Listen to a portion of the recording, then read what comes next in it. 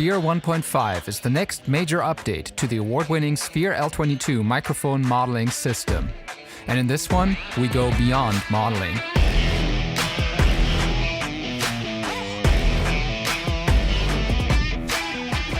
Our new patented IsoSphere feature is tailor-made for those recording at home or on the go. With IsoSphere, now you can achieve even better results when recording in less than ideal spaces with common isolation filters such as the SE reflection filters, Aston Halo, Chaotica Eyeball, and more. The update adds even more sought-after mic models to the collection. The Sphere L22 now comes with 34 incredible mic models at no extra charge. New additions such as the LD87 Modern and the DN20 make the L22 the top choice for voiceover artists. We've also added highly usable presets by music production luminaries such as Chris Baseford, Billy Bush, and Joe Ciccarelli. Voiceover experts like Brent Allen Hagel and Jordan Reynolds have also provided their go-to settings for a finished-sounding VO. And the plugin user interface now sports a refined, easier-to-navigate look. Townsend Labs' innovative technology takes you places that traditional microphones can only dream of. Go beyond modeling and get the latest version 1.5 of the free Sphere plugin now. And we are live. Welcome everybody, one and all, here to this Townsend Labs live stream today with an exceptional voiceover panel. Everything you need to know about voiceover recording. I'm extremely stoked to be the host and moderator of this panel. My name is Julian David. I'm product expert here at Townsend Labs. And yeah, this one's going to be really, really cool. I'm super excited to be here, and I'm super excited about this panel that we have today. Just going through the comments here, shout outs to all of you guys and gals joining in today. I see lots of great comments here and where you guys are tapping in from. I'm personally based in Cologne, Germany. Our panel, as it turns out, is all based in LA today. Yeah, hello from Atlanta here, Miss Yolanda. Leslie Rollins, greetings from Southwest Michigan. We got Sweden. We got Veronica in LA. You guys can go out for a coffee later. We got Christian here from New York, and then there's Daniel Eriks. Hey, how's it going? I think he's the one that just got the mic and was raving about it. So, just super excited about all the folks that are joining us today. I think we got like something like 50 viewers at the moment, and I'm not going to babble much more. I'm just going to welcome our amazing panel today. So please give a warm welcome to, on the top left, Mara Junot. Then on the top right, Jordan Reynolds. I should put your guys' names on there too. Bottom left, Jason Linere White. And bottom in the middle, Brent Allen Hagel. Hey guys, how's it going? How's it going? Great. It's good to have you guys on. Yeah, I before we get started with this, I just want to say, give a massive thank you to the four of you, but also all the other folks that have done these live streams. I should mention that, you guys are just doing this because you like to, because it's fun. And, everybody at Townsend Labs is extremely grateful for all the amazing guests that we've had so far this year. We started doing this at the beginning of the year, and definitely going to keep going with it into the next year. Today is actually the last live stream for this year, but we're going to be back, I think, in February. And yeah, it's just, just like the amount of support that we've received from all of you folks out there, from all the customers, from all the panelists, from all the folks that we've had on the live streams. It's just been really, really amazing. So thank you. Thanks for having us. And of course, Jordan and Brent, you two had you were on our Sphere 1.5 launch event that we did in November, which was already, it just kind of blew my mind. So I figured, that's actually when the idea came up that we should do a voiceover panel, because we're kind of like, for me, I'm a music guy, right? I've done broadcast quite a bit, but most of the time I do music. So I'm kind of out of my comfort zone here. So you guys rock this, and I'm just going to take a back seat. But yeah, when we did 1.5, and I think, Jordan, you were one of the ones who were actually, I guess, most vocal about having some of the new mic models that we have now. And I think Jordan froze potentially.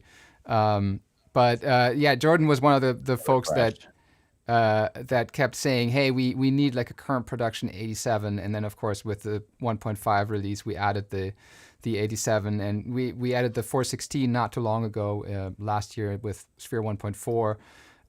And so we've been getting kind of more and more into the voiceover game.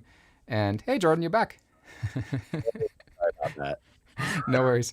So I just mentioned that you were one of the folks that had been kind of nagging us about adding a current production 87, and then so we did that. Just a little bit, That's coming from all of us. Ask them. Come on, man. It's like I knew COVID was coming. Yeah, right. I want to introduce you guys a little bit because I definitely feel like you guys deserve a proper introduction. So I'm just going to start with Mara, and please correct me if I mispronounce anything. If I screw this up, we'll see. You already screwed it up. I already did, right? But hey, this you're German. I mean, come on. It is like the marijuana. most mispronounced two-syllable first name so you're it's Mara. ever going to find. It's Mara, but Mara. You will say Mara in 2 seconds, and it's okay. Yes. Okay. Well, you guys call me whatever then. Julian. Yeah, exactly. That's how you would pronounce it in German. So Mara, good to have you on today. Thank you for having me. This is awesome. So just looking at your bio a little bit and all the things you've done. I mean, it's just like all across the spectrum. And this is actually something that I want a little bit of feedback from you guys. Like, I think like there's like this term voiceover, and it just is like this huge spectrum. So, you have a decade of experience. You do promotional, you do commercial, you do gaming, you do announcer work, and obviously television. Your credits include NBC, Last Week Tonight, VH1 on the television end. League of Legends, World of Warcraft, The Walking Dead, Fortnite, Guild Wars on the gaming end, and then of course all the big brands, commercial brands, AT&T, Microsoft, Nintendo, McDonald's. Are we gonna get like advertising dollars from you guys? Anyway, so it's YouTube just like will probably flag you. So Right. It's just like this massive spectrum of work and extremely impressive. Thank you. So I'm just beyond excited to have you on this panel, and have you share some of your insights. Mortal Kombat too, really? That's cool. Mortal Kombat, which just won the Game Awards Best Fighting Game of the Year. Woohoo! Just yesterday. So excited. How many different versions of Mortal Kombat are there by now? It must be like 50 or so. 11? Right. There's a lot of different, DLCs and things like that, but we're at 11 now. Yeah, that's awesome. Yeah. Cool. Yeah. Very cool. And then so let's move on. Jordan, and of course you guys are a couple. You're working together. You're living together, and you're actually sharing the same space. So can we, Mara? Can we see? Yeah, Mara, wave your hands. Oh, there! Look at her. Right. You see me popping? Yeah. We see you. We see you. Help! Right. Yeah, I'm sitting pretty low in this chair. So we actually have. I'm allowed to lock up my wife. So we have Mara in the booth on the Townsend Labs mic, and we have Jordan manning the workstation, the control room. Amazing.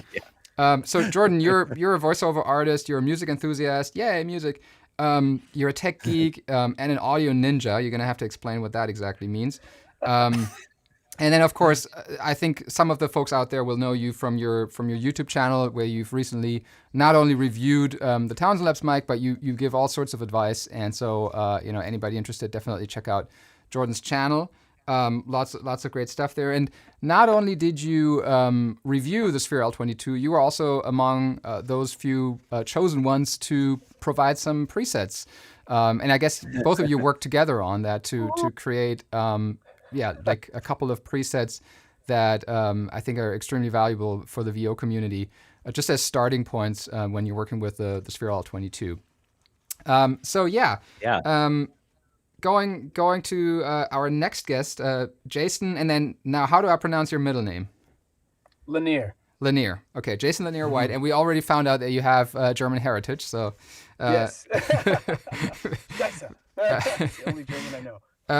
And we're gonna have to beep that. And so you're an actor, you're a voice actor, a motion capture performer, and I think you're also into martial arts. So obviously you and Mara can chat Mortal Kombat. We know you as the voice of Scrubby of Johnson & Johnson scrubbing bubbles, and the Lids sport apparel brand, and you've been referred to as the Jackie Chan of voiceover. That's very interesting. Yeah, I would say that's a good analogy. Awesome. I'm honored. And then last but absolutely not the least, we have Brent Allen Hagel. Brent, you're a trailer and promo voice artist. Your credits include Netflix, NBC, Megyn Kelly, CBS Instinct, NCAA. And you're also the founder and owner of Trailer Voice Artists, an agency that basically, a casting and talent development company for top-tier voice actors and actresses. So yeah, thanks again to all of you for being on this panel.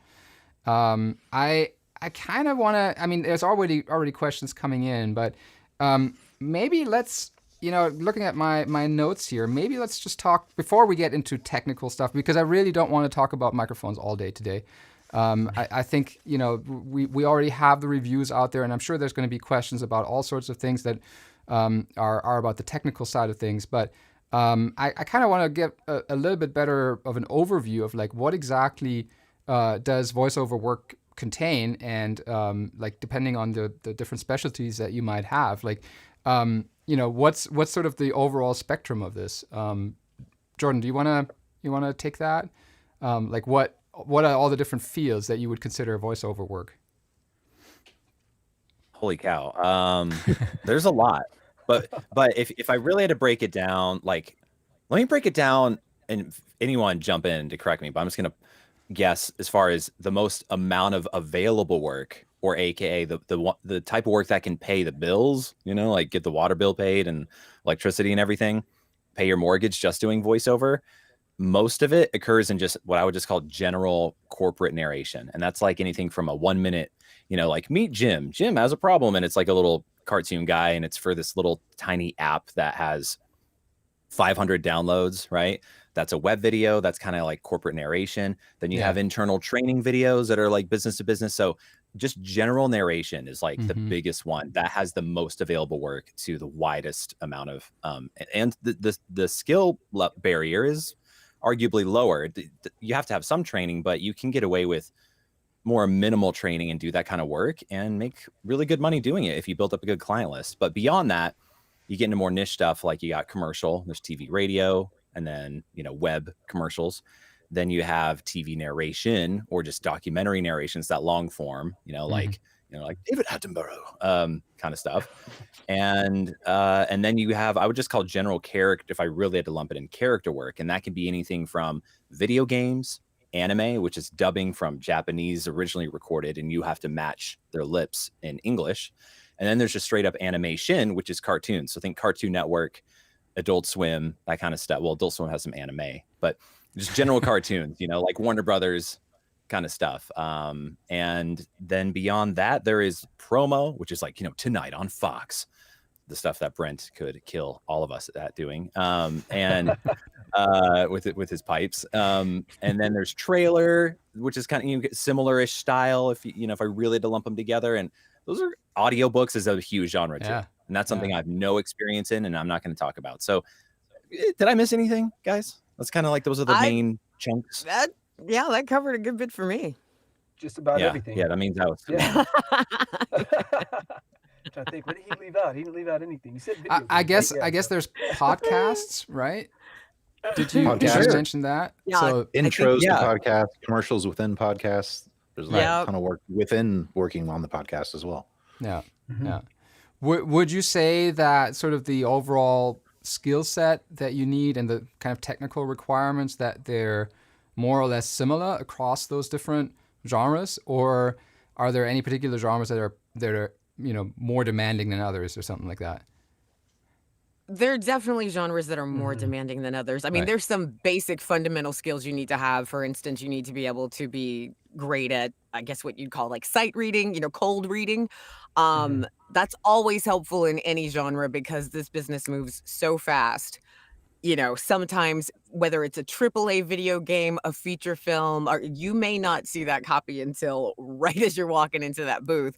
So Boom. the more you can just look at those words and make them come to life quickly, it's going to be helpful. But aside from that, I mean, there's just differences across the board in terms of, for instance, if you're doing a lot of radio imaging work and commercial work, you need to be really good at keeping your time. You almost need to have a musician sense of timing because if a producer asks you to shave, a second and a half off, can you do that?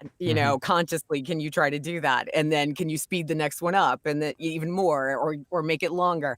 There's a lot of technical skill you have to have in certain fields. And then, it amps itself up to the next level when you're talking about, animation. Do you have good improv skills? Can you think fast on your feet? Are you comedic? Can you get loud? Are you big? There's just so many different skills you need to have. It really does vary from genre to genre. Yeah. But it seems like all the things you mentioned were more on the kind of acting end of like what you would do with your voice, which is really interesting because I think that's maybe something that, some people might not think about. But what about the technical end? Would you say that that's pretty much the same, or does that also change a lot depending on the style? I mean, technically wise, there are certain rules across the board. You need to be good with, your mic placement, not popping your P's, knowing how to stay on mic, knowing how to project at the right level for the right type of work that you're doing. For instance, for commercial work, you really wouldn't talk full voice if you're doing something for television, whereas if you're doing something for radio, it's more about you versus somebody on a screen, so you can bring more personality. So there's different rules that you kind of have to learn. But on the tech side, it's kind of all, I would say, I don't know if you guys would agree. I would say across the board, the rules are generally the same. Know how to stay on mic, know how to have good mic technique, and yeah. The tech requirements do vary widely, though. I will say, sure. You hear some audiobooks and you're like, wow. Yeah. The standard for audiobooks has gone way down in the past few years. I think it's on royalty share. Yeah. And but then, for example, commercials are ironically a bit more forgiving, even though they might pay a lot more. And then you have video games, which and dubbing, film dubbing, which I know I do a decent amount, and Jason does a ton of looping and stuff for TV shows, which is like background voices or voice matches for celebrities and stuff. Video games and that have a very high standard. The noise floor has to be super quiet. You can't have any sort of echo at all. So it's very interesting how much variance there is between voiceover genres when it comes to expectations in regards to what your tech sounds like. Yeah. And to add to that, those are both excellent. To add to that, Julian, one thing that I found out once I started focusing specifically on voice acting or voiceover was that the acting side is there. It never leaves. You're always going to talk about something that you probably would never purchase, or talk up a company you've never heard about, or characters in a book that you've been tasked with bringing to life that you may not resonate, or you might find a small similarity in. You have to be able to act and bring that out. Even if it's very minimal, you got to be able to do it. Even I would say, Brett, what do you think on the promo side? Even if there's, a show you would never watch, you still have to bring that intensity and whatnot, right? Yeah, I would agree that the subtext of your voice needs to match the genre of the show. Horror read needs to sound scary. A drama read needs to sound, intense and passionate. A comedy read needs to sound funny. Not necessarily funny, but it's not like, oh, that's hilarious. It's like, oh, this is kind of amusing. It's just a warm little smile. Not slapstick hilarious, but just, coming up next, a nice little smile in there. So yeah, definitely the acting does help, especially to engage audiences to come watch that show, so the advertisers get their return on investment for advertising and the commercials on that show. So it is still a very corporate business that we're in, with investments and so forth. But yeah, acting is essential, and that's the first thing that I think newer artists learn when they take their first workshop. Like, oh, this is not just reading out loud. I thought this was much easier than it is. You hear that all the time. Is there, if you had to summarize it in sort of one or two sentences, Mara, what would you say makes a great voiceover? Ooh. Ooh, confidence. I think right off the bat, confidence is key. No matter what you're doing, whoever has hired you because they want you to be the authority for what they're representing. Right. So if you don't come in confident, it just doesn't work for anybody.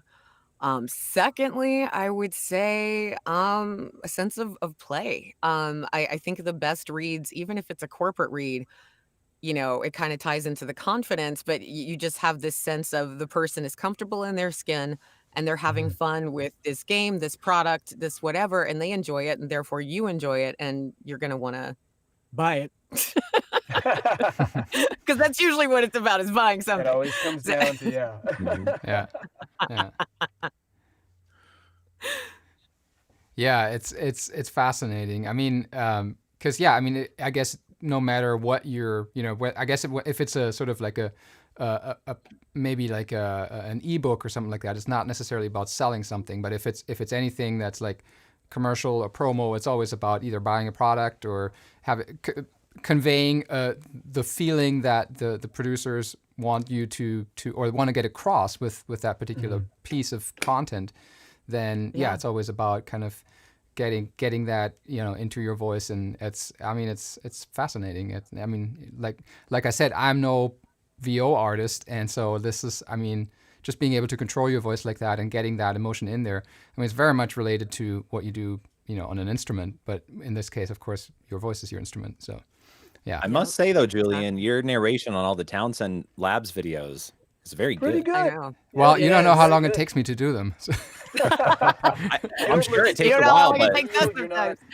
don't look stiff. You don't look like Data from Star Trek. You look Right. very relaxed and chilled. Right. It's like, okay, dude is doing pretty good. Well, thank you. I Yeah. appreciate To it. not be an actor, yeah. Yeah. So let's have a quick look here at the comments at this point. Thanks out all you folks out there for chiming in. By the way, anybody watching the replay of this video on YouTube, make sure to check out the chapter markers that we're going to be adding later, so you can always jump to different parts of this conversation. But let's see. So there's this was interesting. Coming in from Josh as another genre of VO work, which is a toy voiceover. So recording those characters and parts of toys that can me as a dad sometimes drive crazy. Right. I don't know what you're talking about. Yeah, exactly. And then questions about pop filters. I think we'll get into that just a little bit later when we talk about technical things.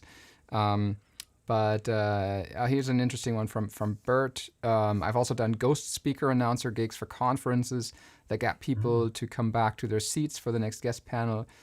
Promoters like a good voice that is clear and pre-recorded. Yeah. Live announce. Yeah, that's right. Live announce. Yeah. Mm-hmm. Yeah, I did one of those last week. Pre-recorded Zoom live announcer, but I actually filmed myself in the booth and then sent them the footage along with the announcer roles. So they cut me in during their presentation, which was pretty cool. Very cool. Yeah. I see, Jason, you were a little bit quiet, but I've just corrected that. Great. Gotcha. Yeah, definitely let me know if anything's sounding off. This is an audio company live stream. It better sound good. So speaking about voice recording. We've already talked a little bit about client expectations. I guess, I think pretty much all of you guys do at least a little bit of coaching and workshops, and some more, some maybe less. But I would imagine that kind of client, like meeting client expectations and, sticking to whatever you're being asked to do and delivering that, and also delivering it on deadline, I think is especially in some of the, like we've talked about, like some of the more time critical work, I think is probably pretty important. Brent, maybe in your experience, like what do you find is something that maybe some people might struggle with or might not be expecting when they kind of try to get their first VO work? Because I think we have a couple of folks out there on the stream who maybe are just getting into VO work. Nice. So are you talking about the timelines as far as like when I send something out and I expect auditions back? No, I mean just in general, like when it comes to like communication with the client and deadlines and delivering whatever's being asked for in the brief. Like, are there particular things that you find maybe catch people off guard or are commonly maybe done wrong, or is there anything there that you would find particularly noteworthy that you should be paying attention to that? Sure. Yeah. Obviously I'm a registered, I run an agency, so clients reach out to me and expect voices. And what I really pride myself on is speed. So they probably most likely already have their cut done. The edit is done or almost done, which is why they're at the stage to reach out for VO. Usually I'll set up a Dropbox link and I will send out the brief. I'll read it. If there's any notes I think would help improve the artist's reads, I will write them I'll say what the producer said in the email. Then I'll write any personal notes that I think would help the artist kind of get what they're after. If it's something that I could record a scratch track for, I may include a scratch track for them as a sample of kind of what they're after. If we've had a phone conversation, they've spoken to me on the phone, and I have that information, I'll do that. I try to give them as much information, a music cue. If I have a rough cut, I'll give them that too. But really, it's now. Like as soon as you read this email, you should be recording. Because I give them access to the Dropbox right away. So those first few that come in, and usually that client will share it with the other producers. This is the Dropbox link. These files are coming in here. Everyone take a look at it. If you see something you like, let me know. So it may be cast within an hour. It may be, and I do that because I try to work with full-time voiceover talent who are in their booth all the time working. They may be in a video game session or something that locks them up for 4 hours, but my job is really customer service for clients. I work with artists and I love artists and I respect artists, but at the end of the day, the client is the person I'm trying to serve. So in short, good audio quality, it has to be, again, like Jordan pointed out, a solid noise floor, usable audio for the mix. And again, I wouldn't work with an artist who didn't have good audio. I would, help them set up a setup. So this is something, sorry for interjecting there, but so this is something that you would obviously, I think, would vet before you bring somebody on as an artist. You would go in and check kind of what's their audio setup like, and so what's your process like in terms of that? Do you how much time do you spend on that? What are you asking of your artists in terms of to play this game is not cheap. I mean, you're talking a Studio Bricks booth or a nice booth or a full build out, Apollo. You're talking about $10,000. Most of the artists have built this up over time. I'm not saying you need to go out and spend $10,000 right now, but a good amount. That's like a good base for quality audio. That they're listening back in full mixed studios to your sound. You need, a USB mic is not going to cut it. You're instantly going to be thrown out of the audition. So if you need to go use a friend's studio, you're just going to have much higher chances of winning the gig, because producers aren't necessarily voice talent. Producers are people, or creative directors are people in the room. They're like creatives. Like, does this sound good? Do I believe this person? Does this fit my project? They're not really concerned about technical specs. They just know this sounds like good, clean audio. So delivering good, clean audio with as fast as possible with great acting, and you combine those three, and then you have the recipe for them to keep using you and coming back to you. Because, I reached out to Brent, he got me back auditions in a couple hours, boom, I got it off to the client, we're on to the next project. It's all about efficiency and speed. They're going to order Chinese food and move on with their day. Right. Pretty much. And then I'm assuming that one of the things to probably pay attention to as well is consistency and the ability to recall a setup, right? Because I mean, especially kind of in the television and film world, I mean, just fast turnaround on revisions is something that I know from music scoring as well. And so, obviously you don't want to send a revision of something that you've already done, and all of a sudden it sounds completely different, and these kind of things. Correct? That happens. Yeah, I did Absolutely. that on the job, and they called it out on me, so I had to go back to the settings, and I got it off. Right. Well, the Sphere L22 can help you with that. Yeah. Yeah, that's That's the a good thing. point. Now that we Good have so transition. many options, I have to keep track. I have to keep track a lot more Yeah. with the Townsend. Right. Every gig, I have a file in that folder that even if it was a live record, like on Source Connect, I still make a note on which mic model and preamp and whatever I had loaded. Right. So because the pickup's always going to happen, I can Oh, yeah. recall that for the next session. That's really important for anyone who has more than one mic, Yes. whether it's the Townsend or not. How do you I use keep the- those notes and keep them organized? I use the I just metadata. have a File for me. folder. Yeah, Go ahead, yeah. I man. just have a folder, and I make a folder name instead of because on Mac making note files, like it's easier to make a text file on PC, but on Mac I just make another folder, and I just type in U87 Modern Avalon 737 Precision de-esser light, and then maybe if it was a self-record, light mouth declicking, which I need right now live, but and I'll list all the little things that I had loaded in there, so when the pickup comes back, I just load it back up. Boom. Yeah. Or actually, I guess, Jason, you wanted to say something about that too? I do everything Jordan just said, but within the metadata. So right before you export, most of your DAWs will let you put in the info pane. So right then and there, you just pop it in. And so no matter who it is, they can just open it up. And if they go to info of that file, they can actually see, oh, he used the Dude. UH7AI Very or smart. this or that or that. And usually they'll never know it's there. But whenever they'll say, if something comes back and says, hey, dude, you booked this, here are the session days and times. My first reaction is, okay, what did I use? Oh, let me just click on the audition. Oh, cool. I use this. Jordan would be proud. Okay, cool. All right. I know what to do. Like, all right, cool. Have you had No, any I'm not an clients get mad engineer. at metadata?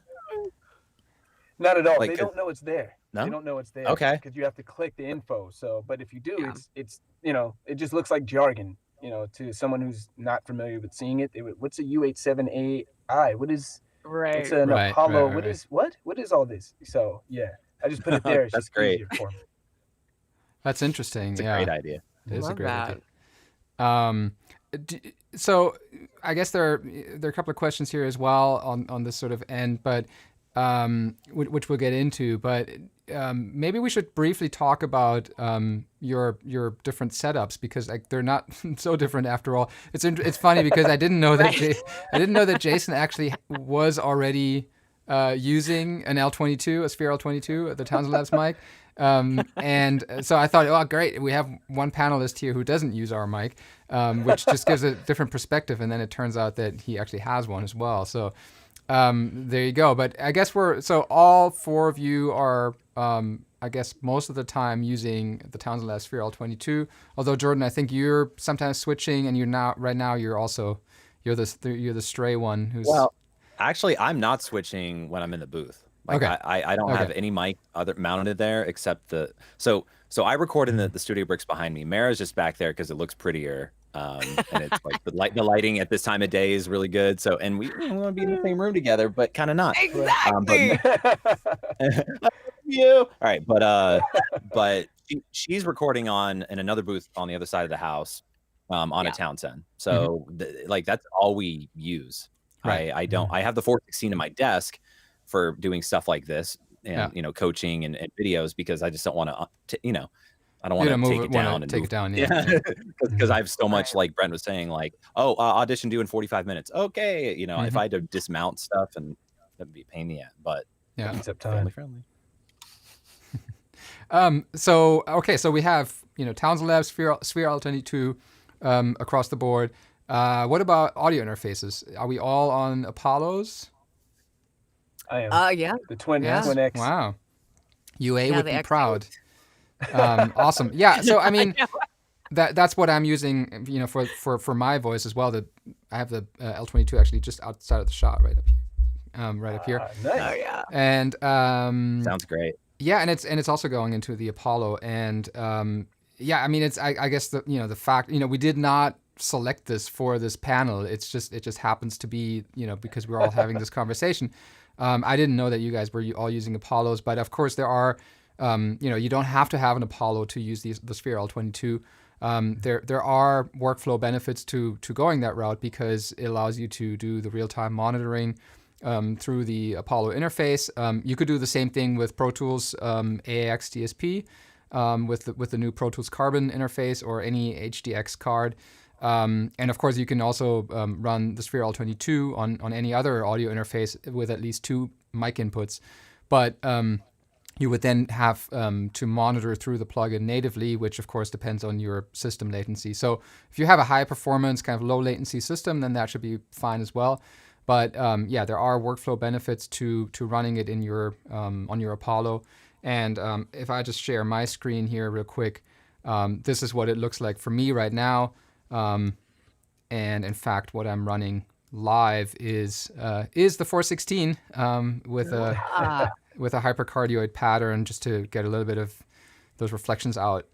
But yeah, it just seems to work pretty well for my voice, and that's just a rock solid setup that gives you lots of options. And one of the things we talked about, like making sure that you can repeat your setups and that kind of thing. And I think somebody mentioned this already here in the comments that I'm not sure if everybody is familiar with that, but you can save a channel strip preset, right? So if you go into the channel here, now I have these channel presets, and I can actually just save the entire input channel all the way down and recall that. And of course, that way I don't need to necessarily keep notes about like what mic model did I use, how much compression was I hitting, what was my preamp gain, and that kind of thing. So that's something that I know this is going to sound really douchey, but if I did that for all the gigs, it would be like it would just be such a mess. So I don't do that. I do it for specific sounds, like, oh, here's my promo sound and my gaming sound, right? But if I did, when you're first getting started, totally go for it. But if you do regular work and you work in multiple genres, I think that could potentially get overwhelming, because it's just going to be like, So just because it's not designed for that. But but I do love it because it loads up the gain level. Everything is just done, as opposed to like look at the notes and then open that up and recreate it. So there's pros and cons to both, for sure. Yeah, for sure. And I guess it depends on like the kind of work that you do, right? If you're just getting started and you have a couple of clients and you just kind of want to come back to those, then maybe that's a good route to take. And of course, then we do have these the presets here in the Sphere plugin itself, which are really easy to recall. You just click on presets, and then there are Brent's presets, and here are Jordan's. Yeah, I'm using the narration one right now with ISO. You're using narration IsoSphere booth, right there. Yeah, that's what's on right now. Yeah, cool. Very cool.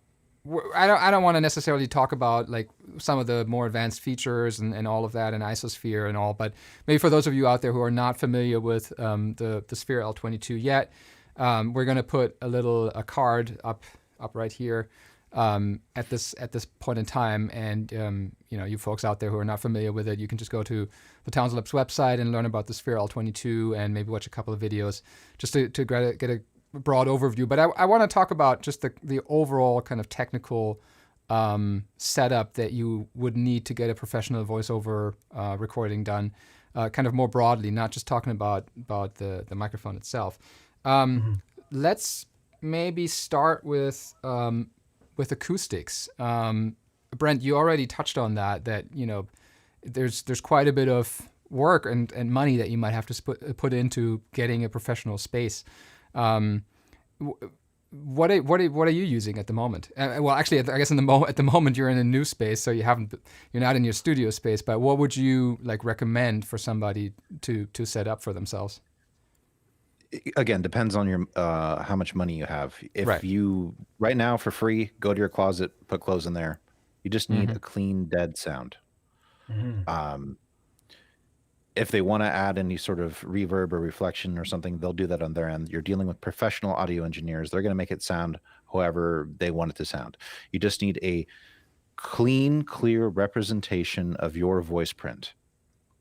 So as natural as it can be, I'm talking specifically about commercial e-learning, things like that. If Right. you want to move into promo and trailer, obviously you're going to be giving it a little bit more bass, a little bit more thump.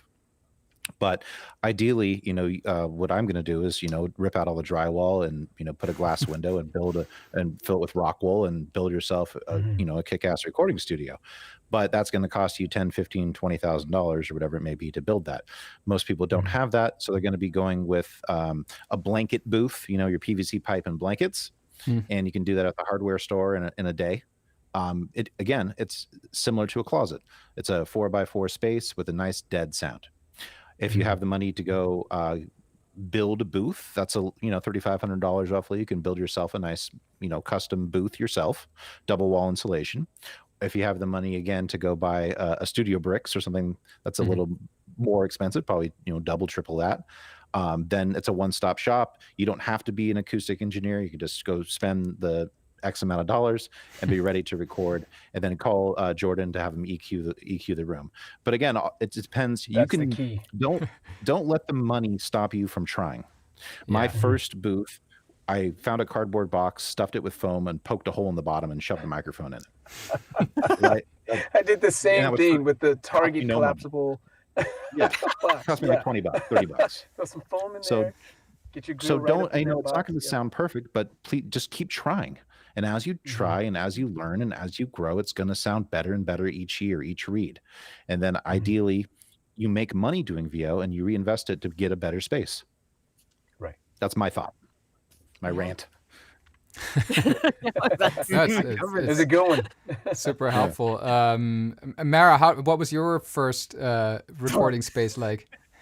Let me tell you, my first space, it was a closet. And I Right. had the biggest, I had guilt about it, because I would see all these pictures of my favorite voice actors and you look at their studio, right? And I think there was one point, I don't remember what point in my career, but Joe Cipriano had built, you guys remember when he built that Yeah, I do. massive When I saw that, I'm like, I'm never room in a gonna make it. room.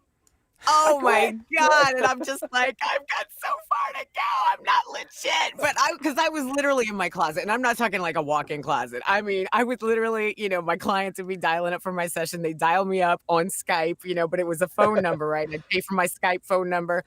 And they dial me up, and my bed is right next to the closet, and I've got my laptop on the outside, USB cables everywhere. And then I would slip in between the jeans and the fur coat, and my little chair and my little table. And I'm sitting there, doing my thing, paying my dues. But you know what? Just like Brent said, it's all about, it really doesn't matter what it looks like. I learned at the end of the day, it's just kind of it doesn't matter what DAW you use, what recording, digital audio workstation for you guys who aren't familiar with DAW. But it really doesn't matter. At the end of the day, the client wants to know, does it sound good? They're not going to sit there and analyze how the sausage is made. You might get booth envy when you see the pictures, but do not let that. To be perfectly honest, I mean, what we found, because we Jordan and I, both have worked in a multitude of booths. Frankly, straight off of the factory line, most booths need some tweaking and don't sound that great on their own either. They need bass trapping, need adjustment. You think you spend, $15,000 on a new space that it's going to be, just set up and ready to go. But that's not necessarily the case. So don't feel guilty about what you have to do to make it, sound good. I mean, Jordan works with audio clients almost daily, and he's always surprised at something new that he'll see, he'll be like, this guy just had moving blankets in a corner and but it sounds amazing, so it really just depends on the space that you're already in. And how you treat it. Some places are going to need more treatment than others in terms of bass trapping, in terms of just more insulation in general. You just kind of have to experiment. But I would say, above all, before you spend a fortune on microphones and preamps and whatever, get your sound good first. Invest what you need to invest there in the space, because a great mic like the Townsend Sphere is only going to pick up even more of how crappy your space is if you didn't take care of it the first time. And of course, we do, with Sphere 1.5, we've added IsoSphere, which is a feature that helps you, get better results in less than ideal spaces. It's sick. But Yeah. and I'll show this real quick here. I mean, initially, the main reason why we did this is because we wanted to give people better results when they're using common reflection filters, and of course they're also a tool to basically reduce kind of room tone reflections and ambience and that kind of thing, and get you a cleaner recording. Maybe in addition to hanging up blankets and all that, but oftentimes while they cut out, the noise, they also introduce their own artifacts into the recording. And so that's when we came up with isolation, with IsoSphere, which, like I said, it compensates for the isolation filters that you might use. And then on top of that, there's also the vocal booth setting, which addresses exactly, what you mentioned just now, Mara, which is the fact that, oftentimes those vocal booths, especially if they're just kind of straight out of the box, they have some issues, and of course that's because you have kind of a very small enclosure, and when it comes to treating reflections and generally sound absorption, the lower you get in terms of the frequencies, the more difficult it gets to actually treat that, and the more space you need and the more mass you need and all of that. So that's why these kind of vocal booths oftentimes tend to be boxy in the kind of low mids, because that's where basically that acoustic treatment just is not sufficient anymore. By the way, we're getting some great suggestions here out from the community. So in terms of like just kind of improvised acoustic treatment. So there's Rebecca here who says that I started with moving blankets with eyelets hanging from the ceiling, which is cool. I mean, I imagine you could come up with ways where that's actually kind of something that you can just kind of close up around you and not have it in your space the whole time. Here, Damon. I hang them on mic stands. We've seen that with others that we've talked to as well, or the PVC pipes that Brent mentioned. So there's some really great ideas, and especially this year, I imagine there are a lot more folks out there who maybe were used to recording in studios, but now found themselves in the situation that they had to record at home. These suggestions are definitely more valuable now than they probably were like a year ago.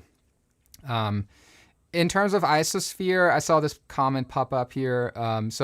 We've already talked about the Sphere plugin a little bit, and what you see here is what we call the Sphere Core plugin. It's what comes with the L22 when you buy it. So it includes, at the moment, 34 microphones. This is the single view where you can just kind of quickly go through the different mics. And on top of that, we have two expansion packs, if you will. One being the Ocean Way mic collection, and then the other the Putnam collection right here. And those do not include the new IsoSphere feature yet, but this is definitely something that we have on our radar. And I mean, like, this feature that we did with IsoSphere, it was kind of like we thought, this is going to be really good, but I would say that the response to it's been definitely like overwhelming, I would say.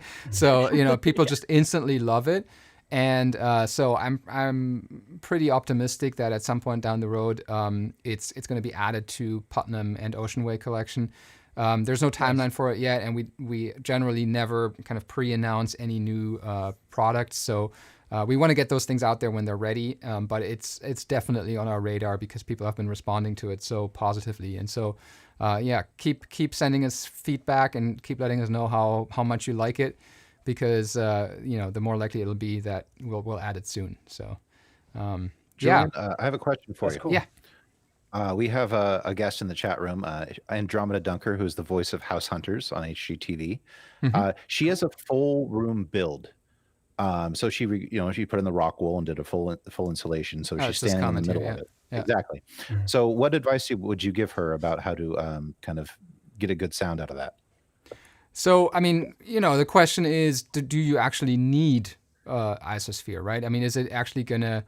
What are you trying to achieve? I mean, is she trying to basically cut down ambient noise, or any road noise that maybe? I think she had two comments. The first was road noise coming through the walls. I guess even if you're putting in rock wall, eventually, if you're living, I think she's in a canyon, Laurel Canyon, so you're going to hear some. The houses are pretty close to the road, so you're going to hear some trash trucks and things come by. So I think she's on the 416. would being in a built room next to a busy street with IsoSphere and the 416 be beneficial? Or should she get a reflection filter to put in the middle of that room to kind of double up? Yeah, I think that might be a situation where you might want to add a reflection filter, just to give you more of that isolation. When it comes to sort of like distant ambient noise, it's the way it kind of like radiates into your room. The reflection filter may not be able to help you a great deal with that. What I found, especially when it comes to low frequency noise, what typically helps is actually recording in figure of 8, because that cuts out a lot of that, especially with the reflection filters, because they kind of come around like all the way to 90 degrees and then they're basically open, right? So anything that comes in from the sides with a cardioid pickup pattern, and we in our IsoSphere explained video, we'll talk about that a little bit more in more detail. I'm going to put a link up here as well. So with that one, with a cardioid mic, you're still getting quite a bit of pickup on the like 90 degrees on the sides where those reflection filters are open. So at that point, changing to a figure of 8 pattern can actually be quite helpful. Or maybe not figure of 8, but maybe like hypercardioid, anything kind of like in that range. And you can see when you're using IsoSphere. Let me switch back to the screen here. This is actually something that we do automatically when you're using IsoSphere. So I'm going to go back to the standard Sphere plugin here. So you might be, let's say you're on a current production 87, and now you want to engage IsoSphere. Let's go maybe for the vocal booth setting, because that also works well in small rooms. And you engage that, and you can see that the polar pattern here goes to hypercardioid. And that's generally, with a reflection filter in particular, you're going to get more separation on the sides. But as a general rule, I find that when it comes to sort of like distant, low frequency ambient noise, changing your pattern towards figure of 8 can actually be really helpful. With the Townsend Labs mics, what's great here is that even if you don't have a reflection filter, you can just switch to what's called the dual view.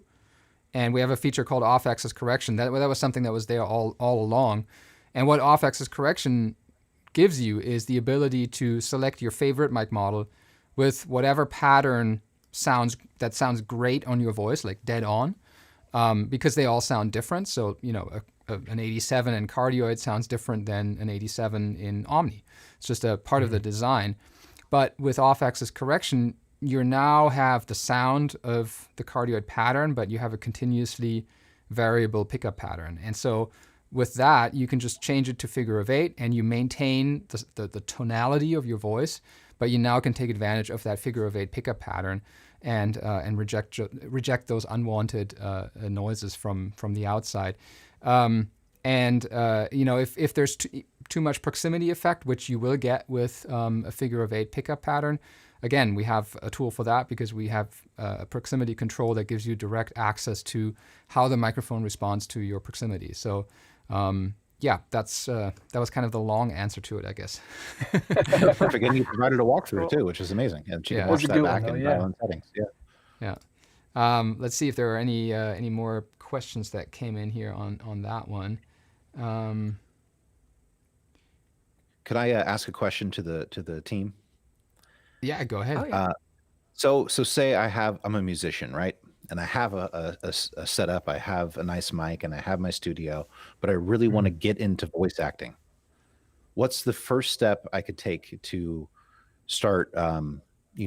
What should I record first? Should I just record me reading a magazine, or what's the first thing to maybe show somebody to get work? That's a good question. I got an answer to this. So you want to read everything. So as human, this is just my philosophy. As humans, we don't have the gratuity to tell other humans what they hear when they hear our voice.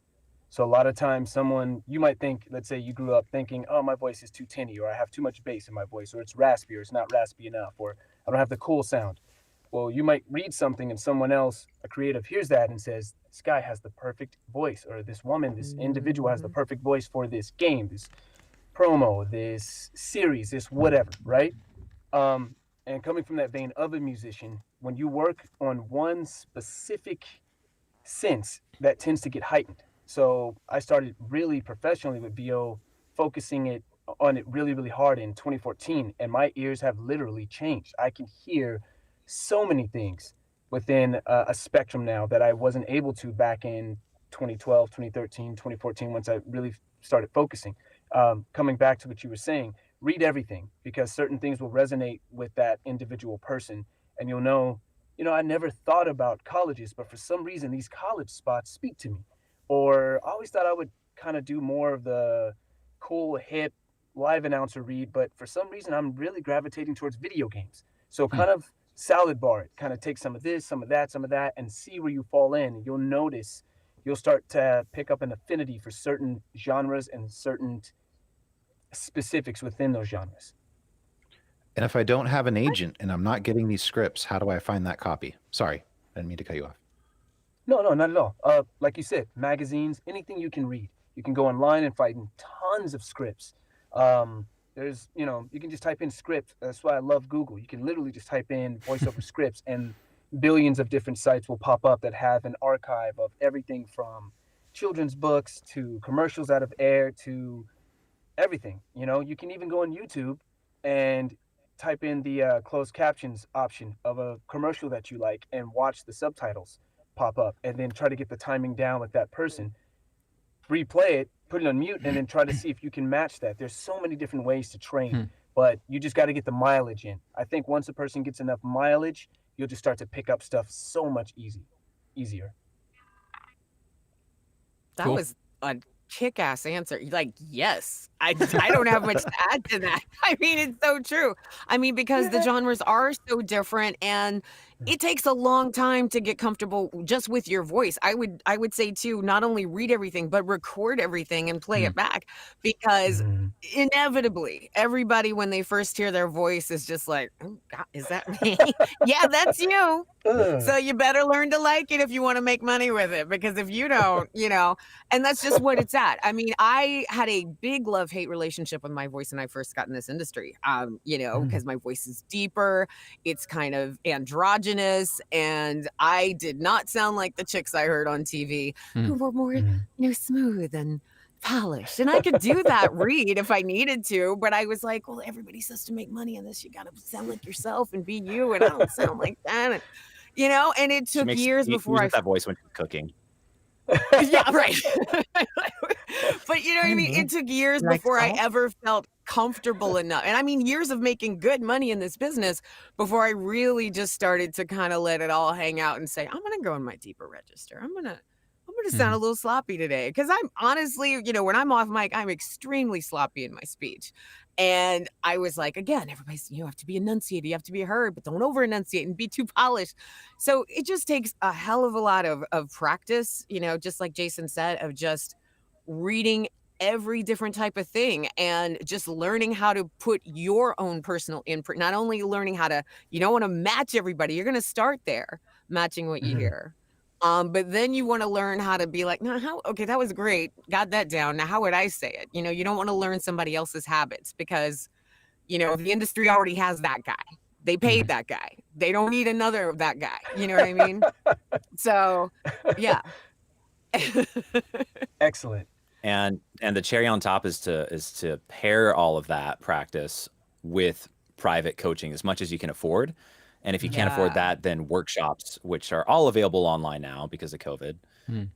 So workshops are a bit more affordable, to where you can, get a few reads in, but you get to hear everyone else reading the same script, perhaps. It's just not quite as personalized as a one-on-one, where the coach has a whole hour just with you and can tell you, what's going on with your voice and things that you can work on.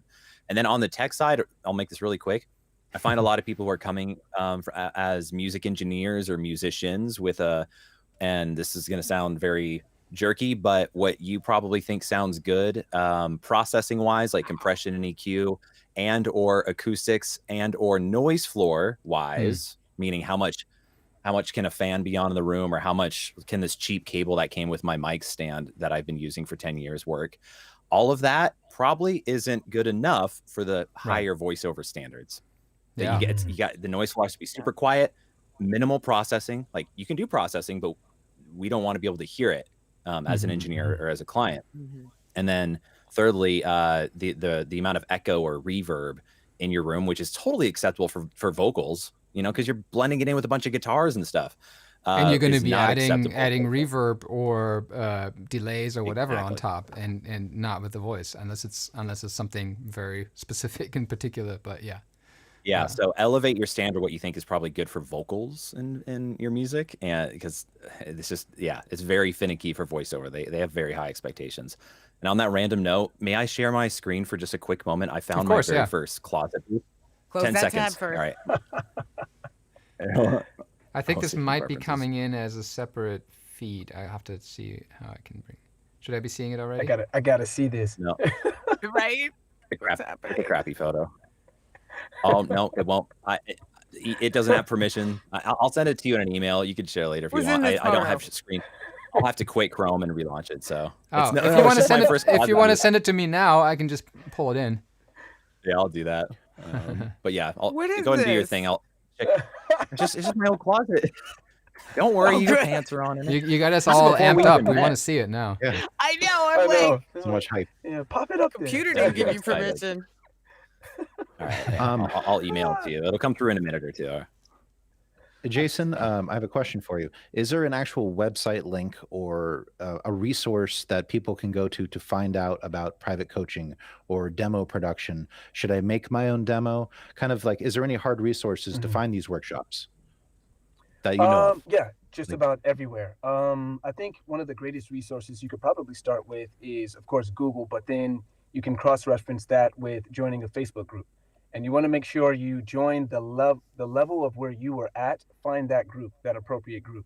If you're a pro and you go to a beginner group, mostly all the members are going to be hitting you with questions of very simplistic questions. But if you go to a group that is for beginners, you guys can kind of learn together, and you'll start to see a lot of bleed over of answers of, I trained with this person, here are the pros and cons of what I liked, or I use this company, here are the pros and cons, or really love this company, really love the workflow, but it was really hard to schedule a session with this individual or this team or whatnot. You'll start to see a lot of similarities. You want to ingest as much as you can. You want to listen to podcasts, you want to read books, you want to meet other people, you want to just invest and assimilate as much as you can about VO. You want to go online and watch stuff. My wife and I have this favorite video saved from years ago of when I first started out, of this guy who built a couch fort and put a 416 in there. It wasn't even a 416, it was like a USB mic, which is fine. But he started recording and he uploaded what he had from that recording onto YouTube, and it sounded phenomenal. And I was just starting out and I thought, is that the route? Do we need another couch? You know, that's how green I was. What kind of cushion should we buy? Not to sit on, but to use the cushions to make. That's how green I was, because I was coming from the on-camera world, you know, and I thought, well, do we need a booth or do we just need a couch with really good cushions? Because this dude is getting some phenomenal sound out of this couch. Well, Facebook really quickly helped me understand that. I'm not pitching Facebook, but the groups on there. And, you know, if that's not your social media platform, then anywhere else you can join, meetup.com. They're free. They're kind of like groups, but off of there. You just want to cross-reference. Before you pull the trigger on spending any money, exhaust all the free resources, as many as you can. There are tons. Be careful of YouTube because there's so many. Yeah. Mara, you want to, I said that right? Mara.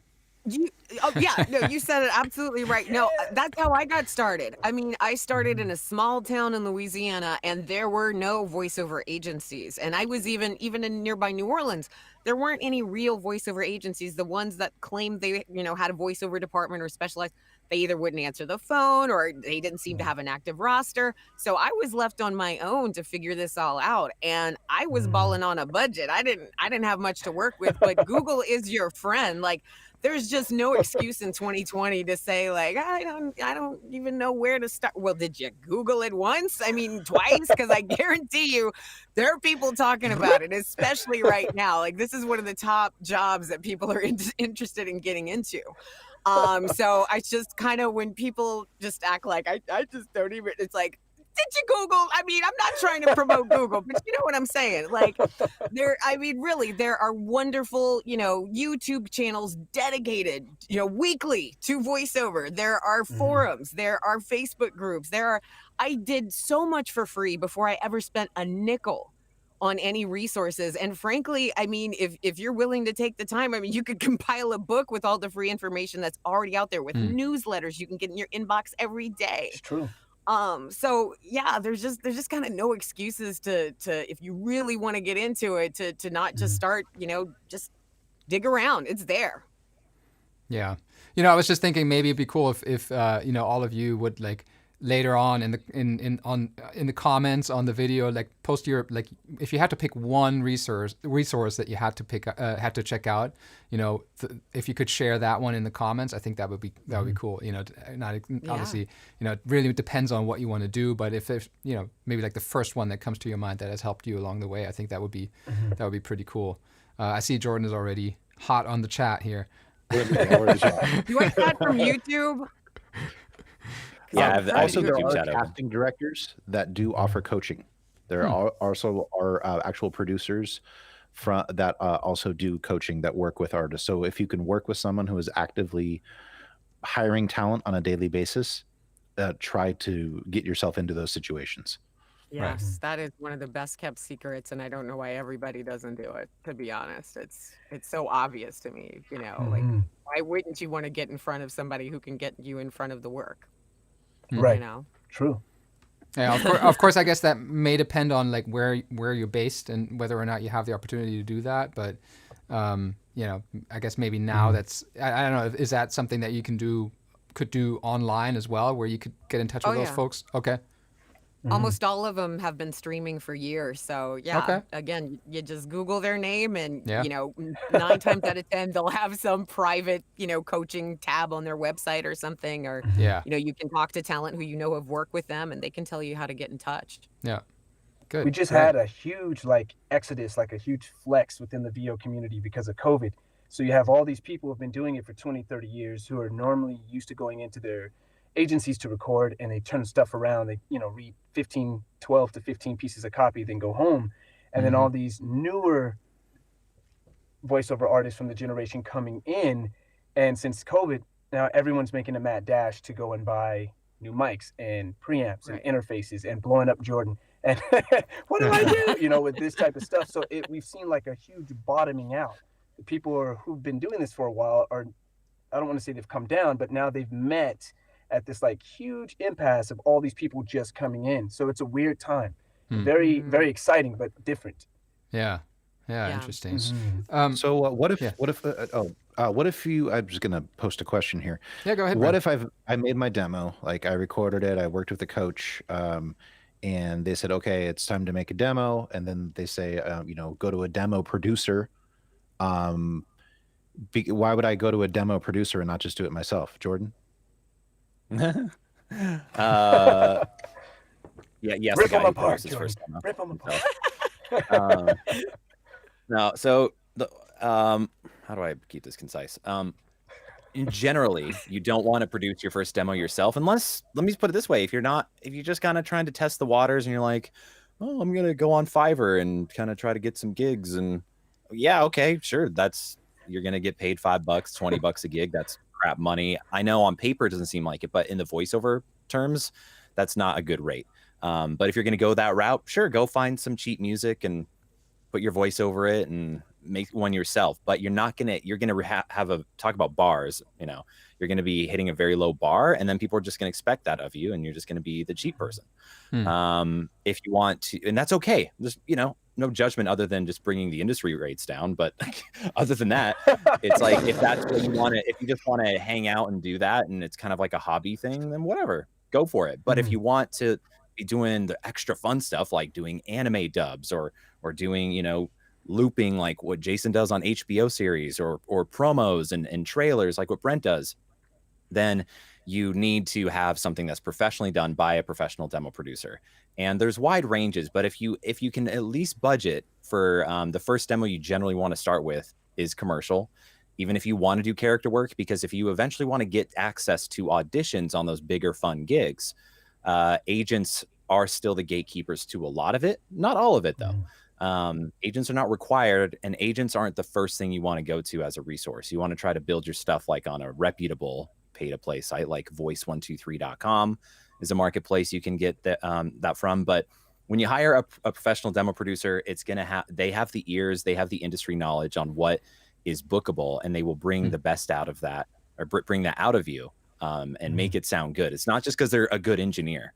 They're a good director. They're a good copywriter, or they have good copywriters, and they have a deep industry knowledge of what needs to be put on that demo in order for ears to be, woo, this is a pro voice talent. This isn't some homemade demo. I want to work with this person. So if you can at least budget, like when you very first get started, at least over $1,000, you do get what you pay for. So, you know, there's demos that go all the way up to $5,000. So and I am a demo producer for those who don't know. So, but that's where I would say it's like, you know, where do you want to land? You can get away with self-producing, but you also can get blacklisted if it's that bad and you submit it to people who hold the keys to very important work. They're like, oh, I remember that person. They didn't take their career seriously. So you might come back 2 years later once you've saved up, you know, $3,000 for a new demo, get it done. And then that agent is gonna be like, oh yeah, little Jimmy and his little crappy demo. Oh, he's a new demo. Well, I bet it sucks too. Delete. Yeah. I don't know if it's that bad. Oh, dude, I can no. attest. You I remember made it. my own demo, and it was an Yeah, I animation made demo. my own demo too, to be fair. Like, I mean, No, I did too. So, well, there you No, go. I'm saying so, that's a risk. That is a risk. it is a big. So it's that's not like what I think we that's just one need to agent, make right? clear. It's not everyone. It's a risk. I'm just making a point. Yeah, I had to I wait don't a think year it's and a half. quite. You're right. Yeah, I don't think you're going to I be made a blacklisted. commercial demo, which was really an animation demo. An agent was like, dude, this is an animation demo. This is not a commercial demo. Right. I listened back and I was like, you're right. I'm doing characters on that. Sank down and had to wait a year and a half, almost 2 years. It's like, idiot. Oh, why, dude? Just save up, idiot. Just so I can attest to that. Don't. I would. Just be careful. What Jordan said. Yeah.